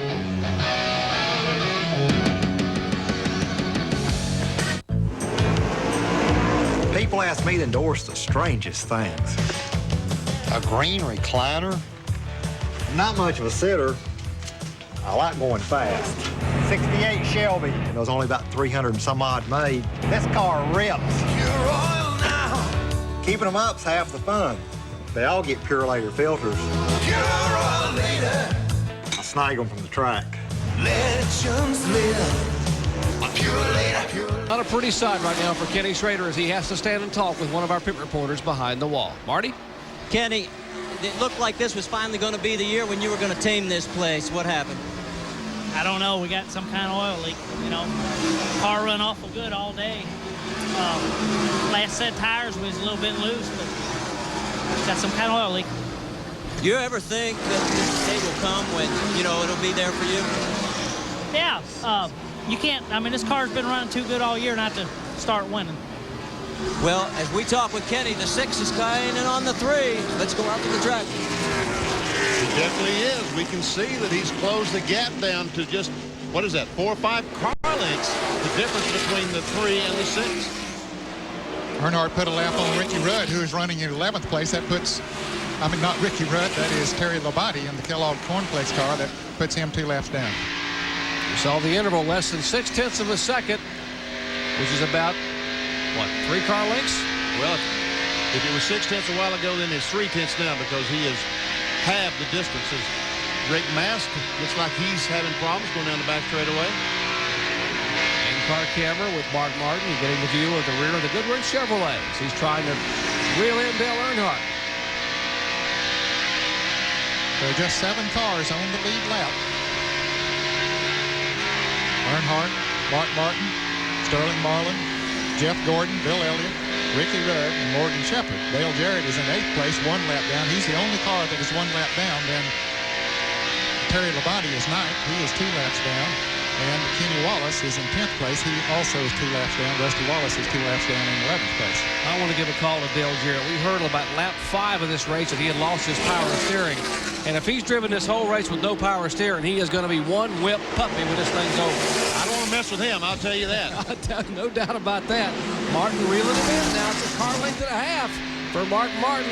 And it might be the lead. Here he comes right beside him, Earnhardt. They're coming off side by side. Oh, it looked like Martin might have got a little bit loose as Rick Mask comes into the pits. Earnhardt held him off in turns 1 and 2. Let's see what Martin can do with him down in the east end of the racetrack. 3 and 4. We told you Michael Waltrip had his troubles after having a great run today. He's now standing with Bill Weber. Was a great run for Michael Waltrip today. Michael, what happened? Well, you know, everybody's running a little hot. Seems like everybody else can leak water out and come in and get some more and run all day long. But, you know, our deal didn't work that way. It went up in smoke. So, you know, we had a good run going, obviously, but it wasn't meant to be. Say hello to Ernie and tell him, you know, we're thinking about him. And everybody back in Owensboro, kind of a snotty day, to say the least. Michael Waltrip finished for the afternoon. Michael's not his usual jovial self. I don't blame him. No, he did have a good race car and had a good run going, and then have to park it. Just disappointed. Mark Martin is just, I think we see him moving over down the back straightaway. Evidently that run he made on Earnhardt got the water temperature going up again, and he decided, look, I'd rather finish this race than to go up and take a chance on trying to take the lead and blow this thing up. Watch as he goes down the front straight. Now Earnhardt moves over to block the air going in the grill of the car. That Earnhardt is so sneaky. Martin pulls back within about a half a car length as you look at our Napa field summary. Under the cars that have fallen out, where your favorite drivers are running, and Martin once again pulls to the inside. Not as much to pass, but as you said, Brendan, to get a little fresh air in that grill. He did it down the front, and Earnhardt pulled over in front of him. We should expect pit stops from the leaders. in about 6 laps. We have a car that has tagged the wall. We are told the 43 car, John Andretti, has bounced off the barrier right in front of the leaders. He got his Darlington stripe on the STP Pontiac, and that's Earnhardt and Martin rapidly reeling him in. 75 laps to go. Green flag pit stops coming up in about 4 laps, and we'll come back and cover them in just a moment. Stay with us. Back at Darlington Raceway, we have an incident in turn 2 that occurred right in front of our leaders. The car number 52 of Brad Teague out of Johnson City, Tennessee, has taken his Ford into the concrete. Heavy damage. Caution flag waving, and here comes the car number 77 trying to get a lap back. And he will not be able to do it on Dale Earnhardt, our leader. And we can see that the 52 car, the left front tire is flat. He's dragging the racetrack. He did hit the wall with the right side. A couple of cars had made pit stops. Jeff Gordon had made a pit stop while we were away, so that put him a lap down. Dale Jarrett had made a pit stop. That puts him 2 laps down now. And Jeff Burton also made a pit stop. He was in the lead lap. He's now as a lap down. Let's take a look again, see if we can show you what happened to bring out this latest caution flag. I can't really tell what happened. We just see him up against the wall where he's made contact with the right side. I believe he had a tire go down, didn't he? It could be the left front tire went flat on the car that caused it to go into the wall. We can see some pretty heavy damage to the 52 car. Here comes the leaders. Earnhardt, Mark Martin, and Bill Elliott.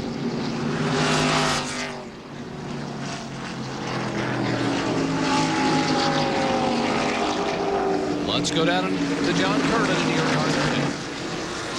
Dale Earnhardt pulls in. They were going to pit in about 5 laps. 6, 11, and 3. Mark Martin, Bill Elliott, and Dale Earnhardt on the bottom as you look at the screen. All should take 4 tires. Earnhardt complaining the car a little bit tight. Well, they've made an air pressure adjustment. Mark Martin, his car was also tight. He was also having an overheating problem. They'll run in and spray some water into the grill. Dale Earnhardt, the pit work already done. He's down in the way. A great pit stop by Bill Elliott's crew. He's down in the way, as is Mark Martin and also Morgan Shepherd. And let's go to the back pits with Bill Weber. And Sterling Marlin is a lonely man back here. The only car in the lead left, but he's got plenty of company now as the crew goes to work on the Kodak Chevrolet. Just 4 tires and fuel, the same velocity they've been running all day. The car is just about perfect. They will not change the chassis. The left side tires are on. The fuel is in. Sterling Marlin waits. $100,000 pit stop, maybe. He's away. 1994 winner of the Daytona 500, Sterling Marlin in the Kodak Chevrolet, getting his service from Tony Glover and company, keeping himself on the lead lap. We're under caution here at Darlington for the 6th time today. Back in a moment. Under caution and a lot of action taking place on pit road. Let's go to Bill Weber first. Bill? Sterling Marlin went back out on the track, radioed in. He was having trouble with the steering. They believe it was a power steering problem, perhaps a leak. He came in, they opened the hood, put power steering fluid in, closed it up, and sent him back out. We'll see what happens. Well, trouble in the backstretch over there for the car number 4, but we've seen a number of pit stops here in the front stretch, guys, for a couple of cars. The 10 car's been in, the 11 car's been in. Both those cars overheating, working, trying to get them cooled off. And Ricky Rudd is back in again. Let's go to the pits and Marty Reed. This is the 3rd time they've stopped for this overheating problem. Take a look. If we could get a shot right at the very front of the grill work, they have added 3 holes. They took a drill about 3 inches in diameter on each of them, and then they taped some extra screen work. That's how much they're trying to get fresh air in to cool this radiator. You can see the steam coming off. Let's go over to Bill. Okay, the problem on the Kodak car, apparently a small pinhole in the line to the power steering. So it had leaked out. That's what was causing the smoke. They found it, bandaged it up, poured the power steering fluid in, and then sent Sterling on back out. Well, it looks like an automotive intensive care on pit road. They're trying to get these cars put together long enough to run the final laps. Back with more from Darlington in just a moment. Darlington, the green flag waves under caution for 6 laps. 64 laps remain here in the Southern 500. Now Jeff Gordon is right at the tail end of the lead lap. He is right in front of Dale Earnhardt. He had made a green flag pit stop just before the caution came out. So he wants to stay out there, hope for another caution, and stay in the lead lap. There are 7 cars being shown in the lead lap. Dale Jarrett had just made a pit stop also. He is 2 laps down now.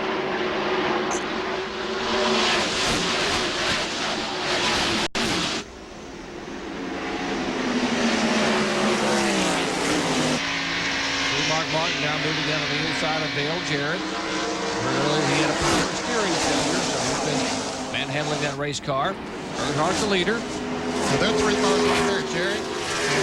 Terry Labonte and Rusty Wallace are all 2 laps down. They're 9th, 10th, and 11th as far as their positions are concerned. Morgan Shepherd, however, is in the 3rd position. He's right behind them. There's a 3rd, 4th, and 5th place car. Bill Elliott is 4th. Sterling Marlin is 5th.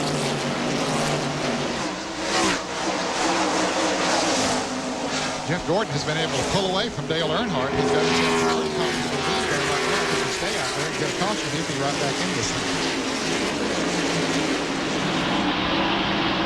There's Rusty Wallace going on the inside of Terry Labonte. He takes a 10th spot away from Terry Labonte. As you said, they're 2 laps down. Here is now Elliott now trying to make a move, but here is Mark Martin running in 2nd position. Remember, he's had an overheating problem off and on all afternoon, but right now the only thing hot about Martin is the move he made to the inside to pass Earnhardt. Maybe. And Earnhardt's this set of tires is something that, he's going to try that old move to go back on the inside. Oh, yeah, you knew he's going to do that. Martin slips up. Earnhardt goes right back past him again. So all of that trouble I went to pass that son of a gun just outfoxed him. And they have brought these people to their feet, taking them up 74 of 82 races have been won from the starting top 10. Hey, Earnhardt started 27th today, so that he hadn't won the race yet as Martin comes back again. Then he'll do the same thing again. Go into this turn to watch it. No, Martin slowed down that time. He didn't go up. He learned a lesson that other time. Earnhardt bumps him a little bit, but he was not going to slide up in front of him. He knew exactly what Earnhardt would do. And here Morgan Shepherd is about caught up to this duo as he tries to get on the inside of Rusty Wallace.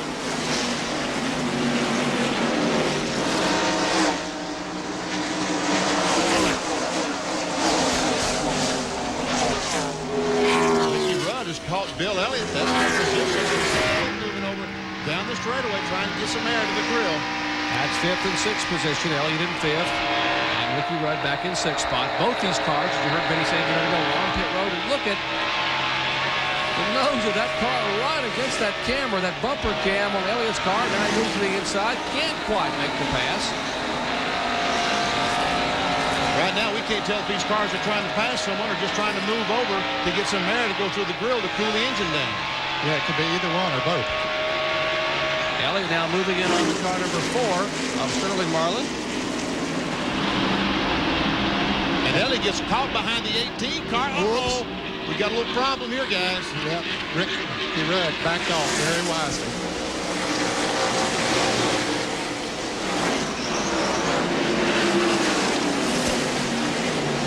The 24 cars called his radio to his crew and said there's debris on the racetrack. Of course there is. He's way out in front of him in the lead lap. He wants a caution. The NASCAR officials haven't found that debris yet, but can't blame him for trying.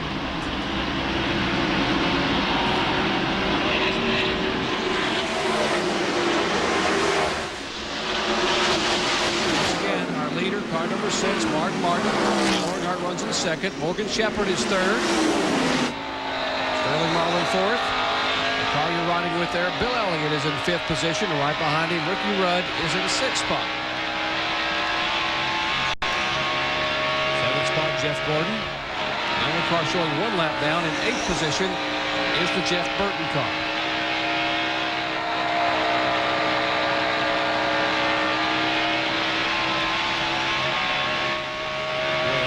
Looking at the back bumper towards Ricky Rudd. That is the Tide Ford that we see behind Bill. It's not nearly as far as it looks right there. The way the camera has to shoot out through a small hole out of the back bumper. Can almost be deceiving. Here's that particular car. And Rusty Wallace certainly flying. His car running awfully well. He's being shown 2 laps down in 9th position. And we can see when he goes out in turn 1 as he goes by Mark Martin gets one of his laps back. He does. That puts him only 1 lap down.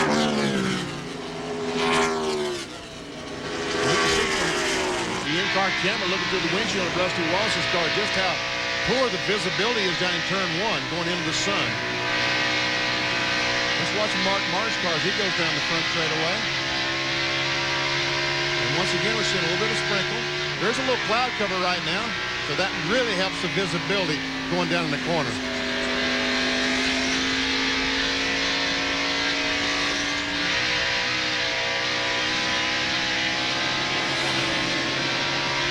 Take a look at the manufacturer's battle.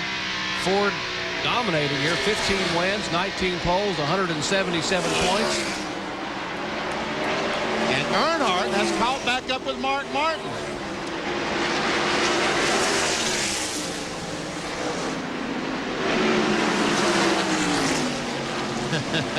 What a cat and mouse game we have here today. All the cars overheating, but Earnhardt is the only driver that hasn't complained at all about overheating. You run inside of Bill Elliott coming off their corner. They are side by side for the 5th position.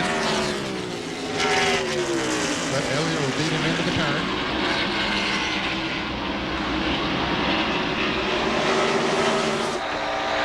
And all these cars will have to stop at least one more time. Before the race is over. Bill Elliott has a press conference on Tuesday to announce his, or everybody figures he'll announce his plans for 1995.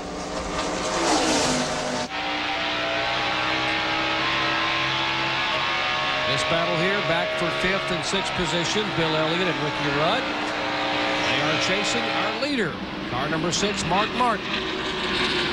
And there is Mark Martin with Dale Earnhardt in hot pursuit. Next time by, it'll be 50 laps to go in the 45th annual Mountain Dew Southern 500. Mark Martin showing the way. Earnhardt 2nd, Shepard 3rd, Marlin and Bill Elliott rounding out the top 5. Back in just a moment.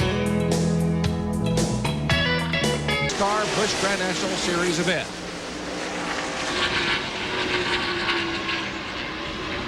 There are leaders. Someplace down there, that's not him. That's Phil Parsons in the 9 car. Greg Saxon in that 77 car. We'll keep on moving around here. If we move far enough around, we'll find him. That camera can go faster than those cars. That's not him. Yeah. We're about 2/3 of a lap off.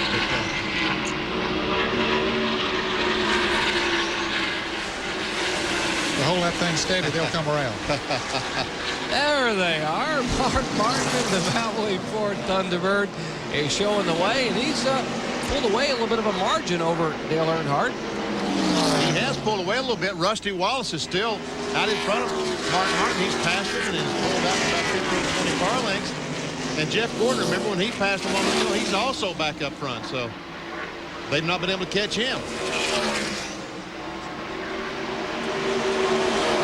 There's the 11 car and the 10 car, along with the 4 car of Sterling Marlin. They are 4th, 5th, and 6th. Looks like the 11 and the 10 are catching the 4 car.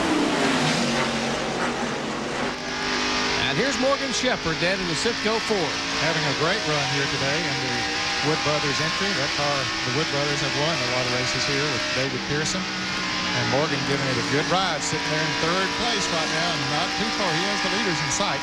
He's about a 1.5 seconds behind him. And we can see that Elliott and Rudd have caught Sterling Marlin.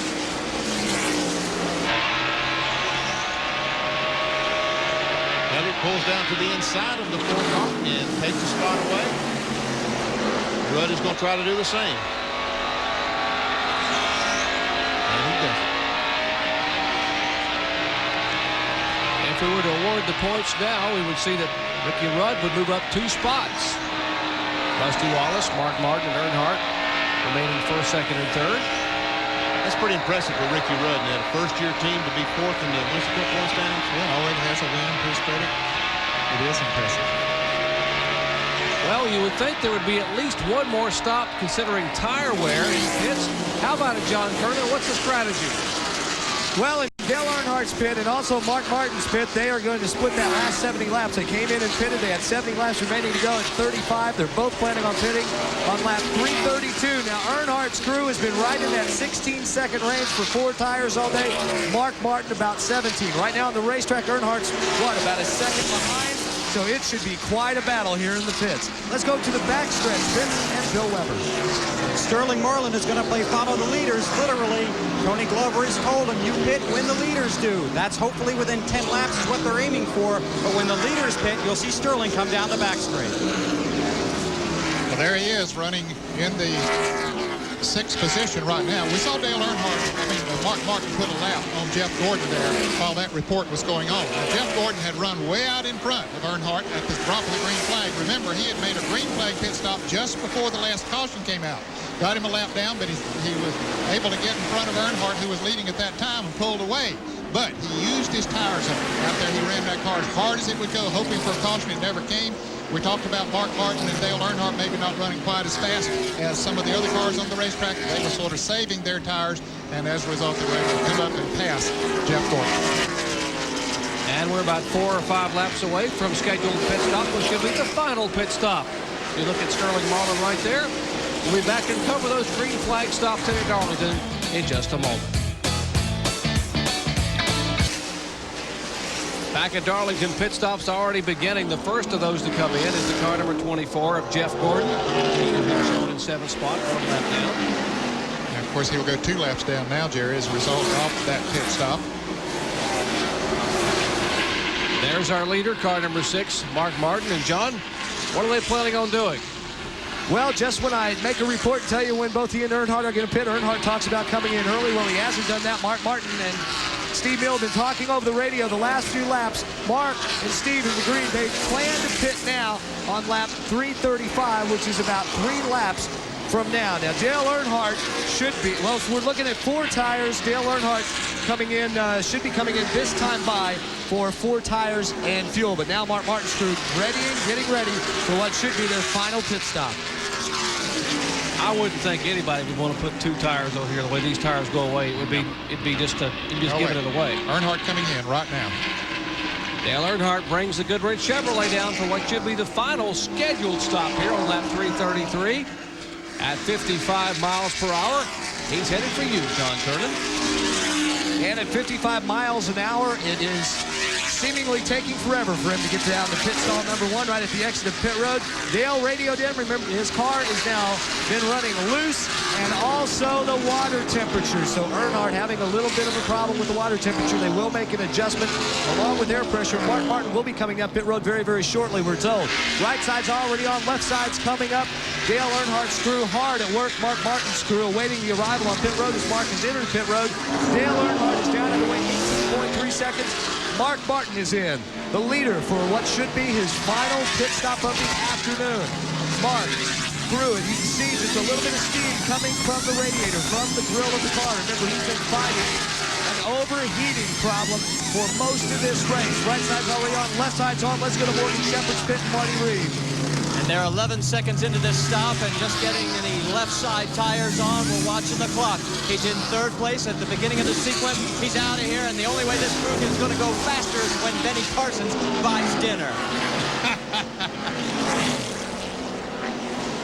Bill Weber's in the back pits. And Sterling Marlin is in here too, the final stop for the Kodak Chevrolet. Sterling's been complaining in the last few laps that the car is tight, so they'll make a chassis adjustment. The left tires are on, the fuel is in. Sterling Marlin waiting to go. They clean off the front grille. A little trouble with the left front, and the car's away to John Turner. Bill Elliott is in, the 4-tire change, left side's going on. Junior Johnson spraying a lot of water into the radiator. Elliott, a fine pit stop, is down and away, but you can see just a little bit of steam. And now Ricky Rudd is on pit road for what should be his final pit stop. Bill Eagle and the crew going to the right side of that car. And Benny, they really are paying a lot of attention to that windshield. Boy, I tell you what, these fellas have all been. Look how hard he's rubbing that windshield, trying to get that thing as clean as he possible as he can, because he knows his driver's going to need all the visibility he can get with that sun down in turn 1. And Jeff Bodine is just blowing up down in turn 1 as I say that. A lot of smoke from the pole-sitting car number 7. As you see Ricky Rudd's car headed back on the racetrack. There's the car number 3, Earnhardt, and there's the car that Benny just commented on. Exide batteries forward, slowing with smoke from behind it. Jeff Bodine must call it a day. Now, I'll tell you who's going to Kenny Wallace comes in the Haviland Ford. Who's going to prosper by this latest round of pit stops is Jeff Gordon. Remember, we saw him get lapped there, and then he came in the pits right after that. Okay, he was out there for about 4 or 5 laps, running a couple of seconds a lap faster than the leaders. He's back in the lead lap now. And if he could get a caution, that'd put him right back in here again. Good strategy on the part of Ray Evernham and them if they can get the break they need. Saw Jeff Bodine taking this car to the garage area. There's Dale Earnhardt. Kenny Wallace had 4 tires changed. He is headed back to turn 1. There's Earnhardt.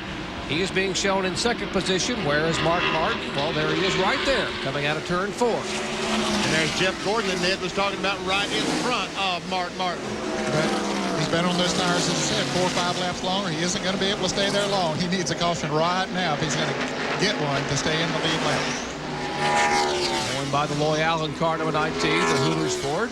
And Mark still pulling over down the straightaway, trying to get air in the grill of the car. And look at that debris on the camera.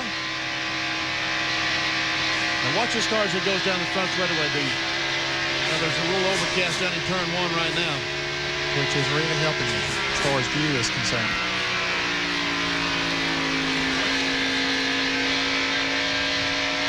Gordon goes high, and here we'll see if Martin just slides right up by him. Out of turn 2, they are side by side, but Mark will have the advantage in turn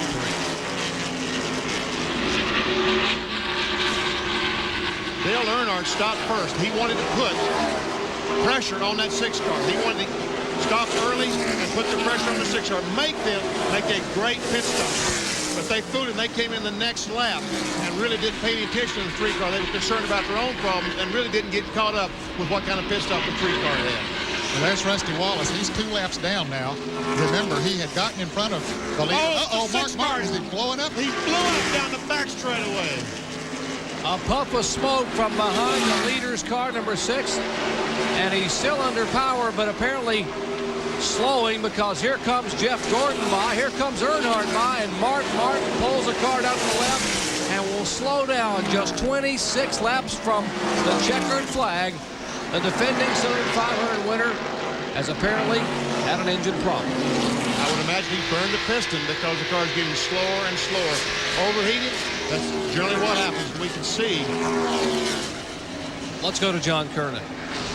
Well, guys, I did want to tell you this earlier. About 4 laps ago, Mark Martin radioed in, told Steve Neal, he said the motor is not going to make it. But of course, the motor's been running very, very hot. We can see steam coming out of the radiator on that last pit stop. And Mark had just radioed in, as you guys saw, when he slowed down, he radioed in and said, guys, it is all over. That's too bad. Yeah, it really is. He ran a gallant race. Mark led 105 of 341 laps here at Darlington with 25 to go. He comes coasting down pit road and will come to the attention of Steve Neal. Now what about the Winston Cup point situation? He was in second position, 201 points back, but Rusty Wallace only 2 points back. So Rusty Wallace will take that spot away, the second spot, if he can finish the race. As Earnhardt trying to put Gordon the lap down, and does it down in turn 1. Now Gordon will move up into the 6th position as a result of Mark Martin falling out. So now there are just 5 cars on the lead lap.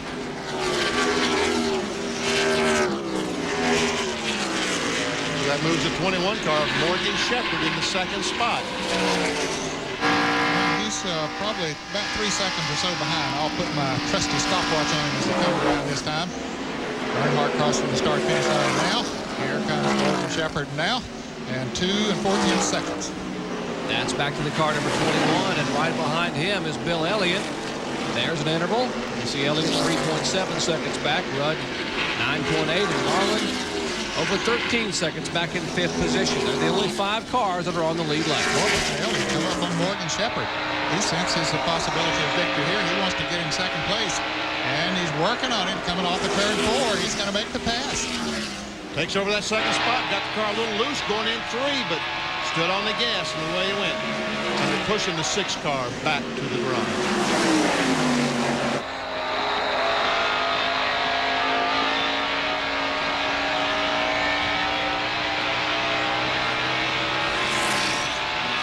Laps. Folks, is there enough time for Bill Elliott to run down Dale Earnhardt? There he is. There is Earnhardt, our leader. And let's go down to Marty Reed, who's caught up with Mark Martin. Well, it looked like it was going to be a double for you this weekend, but what happened out there? We burned it up. It was overheating, and it finally burned it up. Valvoline team did a great job. The pit stops were great. Goodyear tires are working good. We were looking good. It's just too hot. Still too tough to take? Ain't never been tough for me. Mark Martin, he loves it here. Well, it was tough for him today, and here's a guy that's won 5 out of the last 6 times he's been here, but it just wasn't to be today. You can tell he was totally spent and physically and emotionally exhausted. Back with the final laps from Darlington after this. Stay with us. Back at Darlington Raceway, laps are winding down. 16 laps remain. If the race ended right now, we would have a shuffle in the point standings. Rusty Wallace would gain 1, Martin would lose 1, Rudd up 2, and Irvin would back 1. And if you look at the points 6 through 10, Kenny Schrader, who had such a tremendous start today, would lose a spot. Shepard and Elliott. Elliott continues to climb. 5 races ago, he was in 15th spot, and now he would be in 8th position. Michael Waltrip and Jeff Gordon rounding out the top 10. And I see the blimp has found the leader, or the helicopter, I should say. Yep. Bill Elliott has picked up on him. I don't know if Earnhardt has eased off a little bit to try to save his tires for the end, but Bill Elliott has cut the lead down to less than 8 seconds. There he is. You see just 1 car between them. That's Strickland. John Kernan, what do you think the strategy is on Earnhardt? Well, Dan, I think only Dale Earnhardt knows. I asked Andy Petrie, his crew chief, if Dale had kind of slowed the pace down to save his tires. In fact, I told Andy that that's what you guys were speculating during the commercial break. Andy looked at me and says, gee, I don't know. I hope so. That's what Ned was talking about. It looked like Earnhardt might have just slowed down to save the tires all that he possibly could, because he's got 16 more laps, and he's not going to get any more tires. I mean, what he has is all he's going to get. Yep, if he has any chance of winning the race, which he certainly does have. But Bill Elliott, meanwhile, is driving his heart out. He's using his tires up now. He has no choice but to do that. He's got to run as hard as he'll go and hope that Earnhardt's using his tires up too. So we'll see how it shakes out. Earnhardt's hoping Elliott's going to use his tires up and they're going to be gone by the time he catches him. Well, he's probably going to catch him because we got 15 laps left. Yep, he is definitely gone. No question about it. He's got it down under a second now. And once again, we'll watch Bill Elliott as he goes down the front straightaway and drives into that sun. And you'll see why all these folks are paying so much attention trying to clean the windshield, because that is the visibility as they drive down in turn 1. Now, if Earnhardt has been backed off a little bit, he can't afford to back off anymore. He's got to go now. 0.6 of a second. That's all it is between our leader, Dale Earnhardt, and Bill Elliott.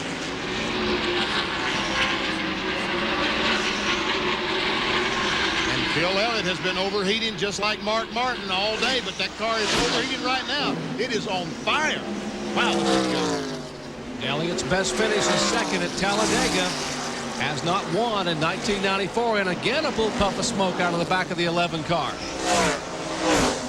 He's alongside. He's trying to take the lead, and he has him down the back straightaway. Will Earnhardt try to come back now? Elliott slides high. Earnhardt will try to drive right under him. There he is. There's Earnhardt trying to get it back at turn 4 and can't quite do it. Elliott slams the door, and with 13 laps to go, Awesome Bill leads at Darlington.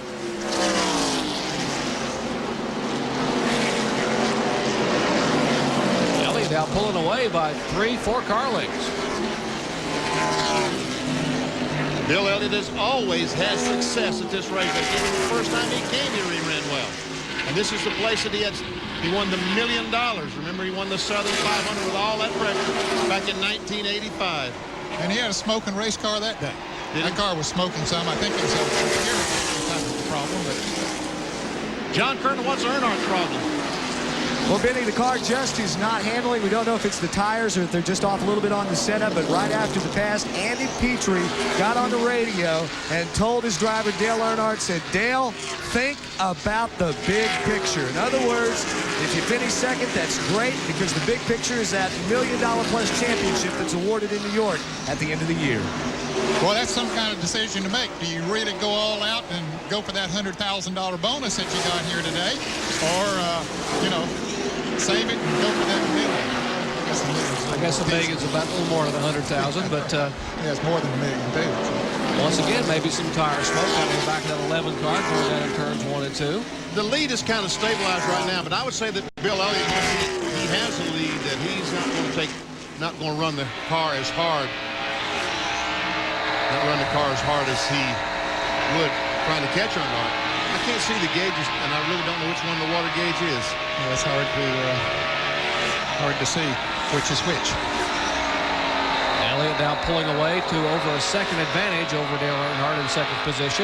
You know, in the spring here, Elliott set on the pole for the Trans-South 400 and ended up finishing third. Had his best finish early in the year. Of course, he bettered that at Talladega with a runner-up spot. It's amazing how much faster his car is than Earnhardt's right now. Boy, it has been a while since Bill Elliott has gone to victory lane, though. I remember it well. November of 1992 in Atlanta, one of the best races I've ever seen in my life. Oh, there he was. Right on the screen. That was an incredible race, wasn't it? There's the leader. And he's pulling away now, close to 2 seconds, a second .8 over the Goodrich Chevrolet.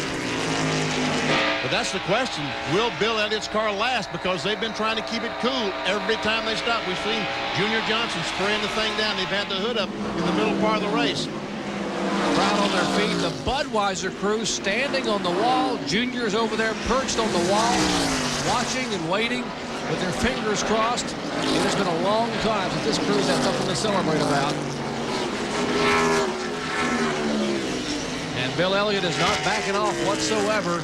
2.3 seconds, and he's 7 laps away from his first win in almost 2 years. Junior, don't get so excited. Obviously, he's not. No, you don't see Junior get excited too often. Just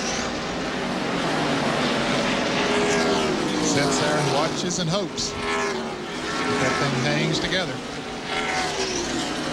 Morgan Shepherd has dropped back pretty far. He's not a threat to either right now. Still a strong third. Ricky Rudd in fourth spot. Sterling Marlin in fifth position. And the 2 car, Rusty Wallace passes Jeff Burton to take over the 7th spot. They're a lap down. Jeff Burton in the Rebesses car is the highest running rookie here today. And he needed a good run because Nemechek in the 41 has been gaining on him in the rookie points.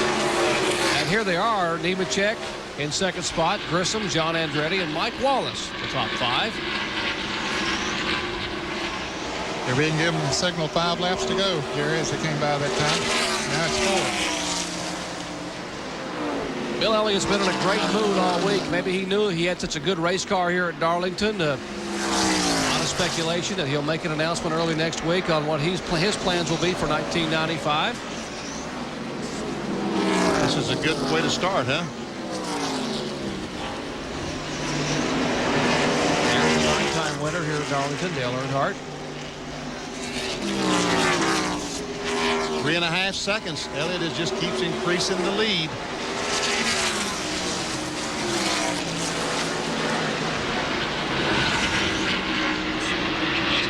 And there is definitely smoke coming from behind the car number 11 of Bill Elliott. Coming up on John Andretti, who is running in 16th position. A couple of cars we haven't mentioned today is Hut Strickland. He's hanging in there in 14th position. And Phil Parsons having a good run in the Melling car. He's running in 15th position. Bill Elliott has been the top point producer in the last 6 races. He has 4 top 5 finishes. Marty, what's the deal? The car number 11 continues to smoke. I'll tell you what, Mike Beam gave me the best answer. He says, hey, it's too late to worry about that now. Just go.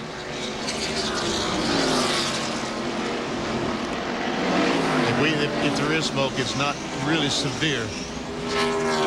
But he's got a lap and a half to go. Exactly. Less than 3 miles away from his first win in almost 2 years. Awesome Bill Elliott. Started 9th today in the Budweiser Ford Thunderbird. White flag. And listen to this crowd. The 8-time most popular driver in NASCAR.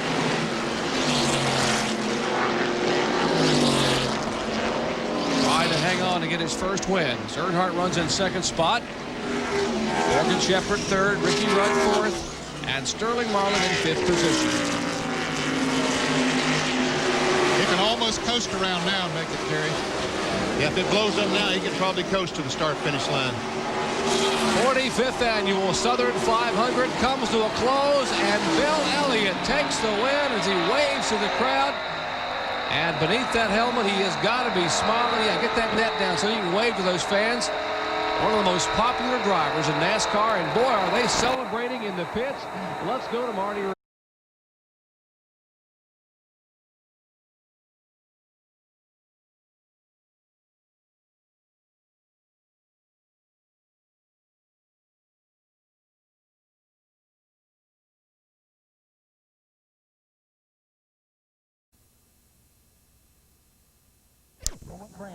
You okay?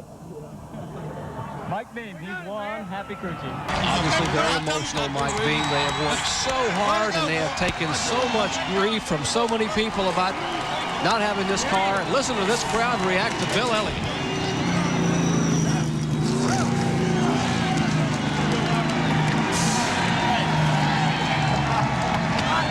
There is also Bill Elliott. They're on their feet as he will make the left-hand turn and head to victory lane. His first win since November of 1992.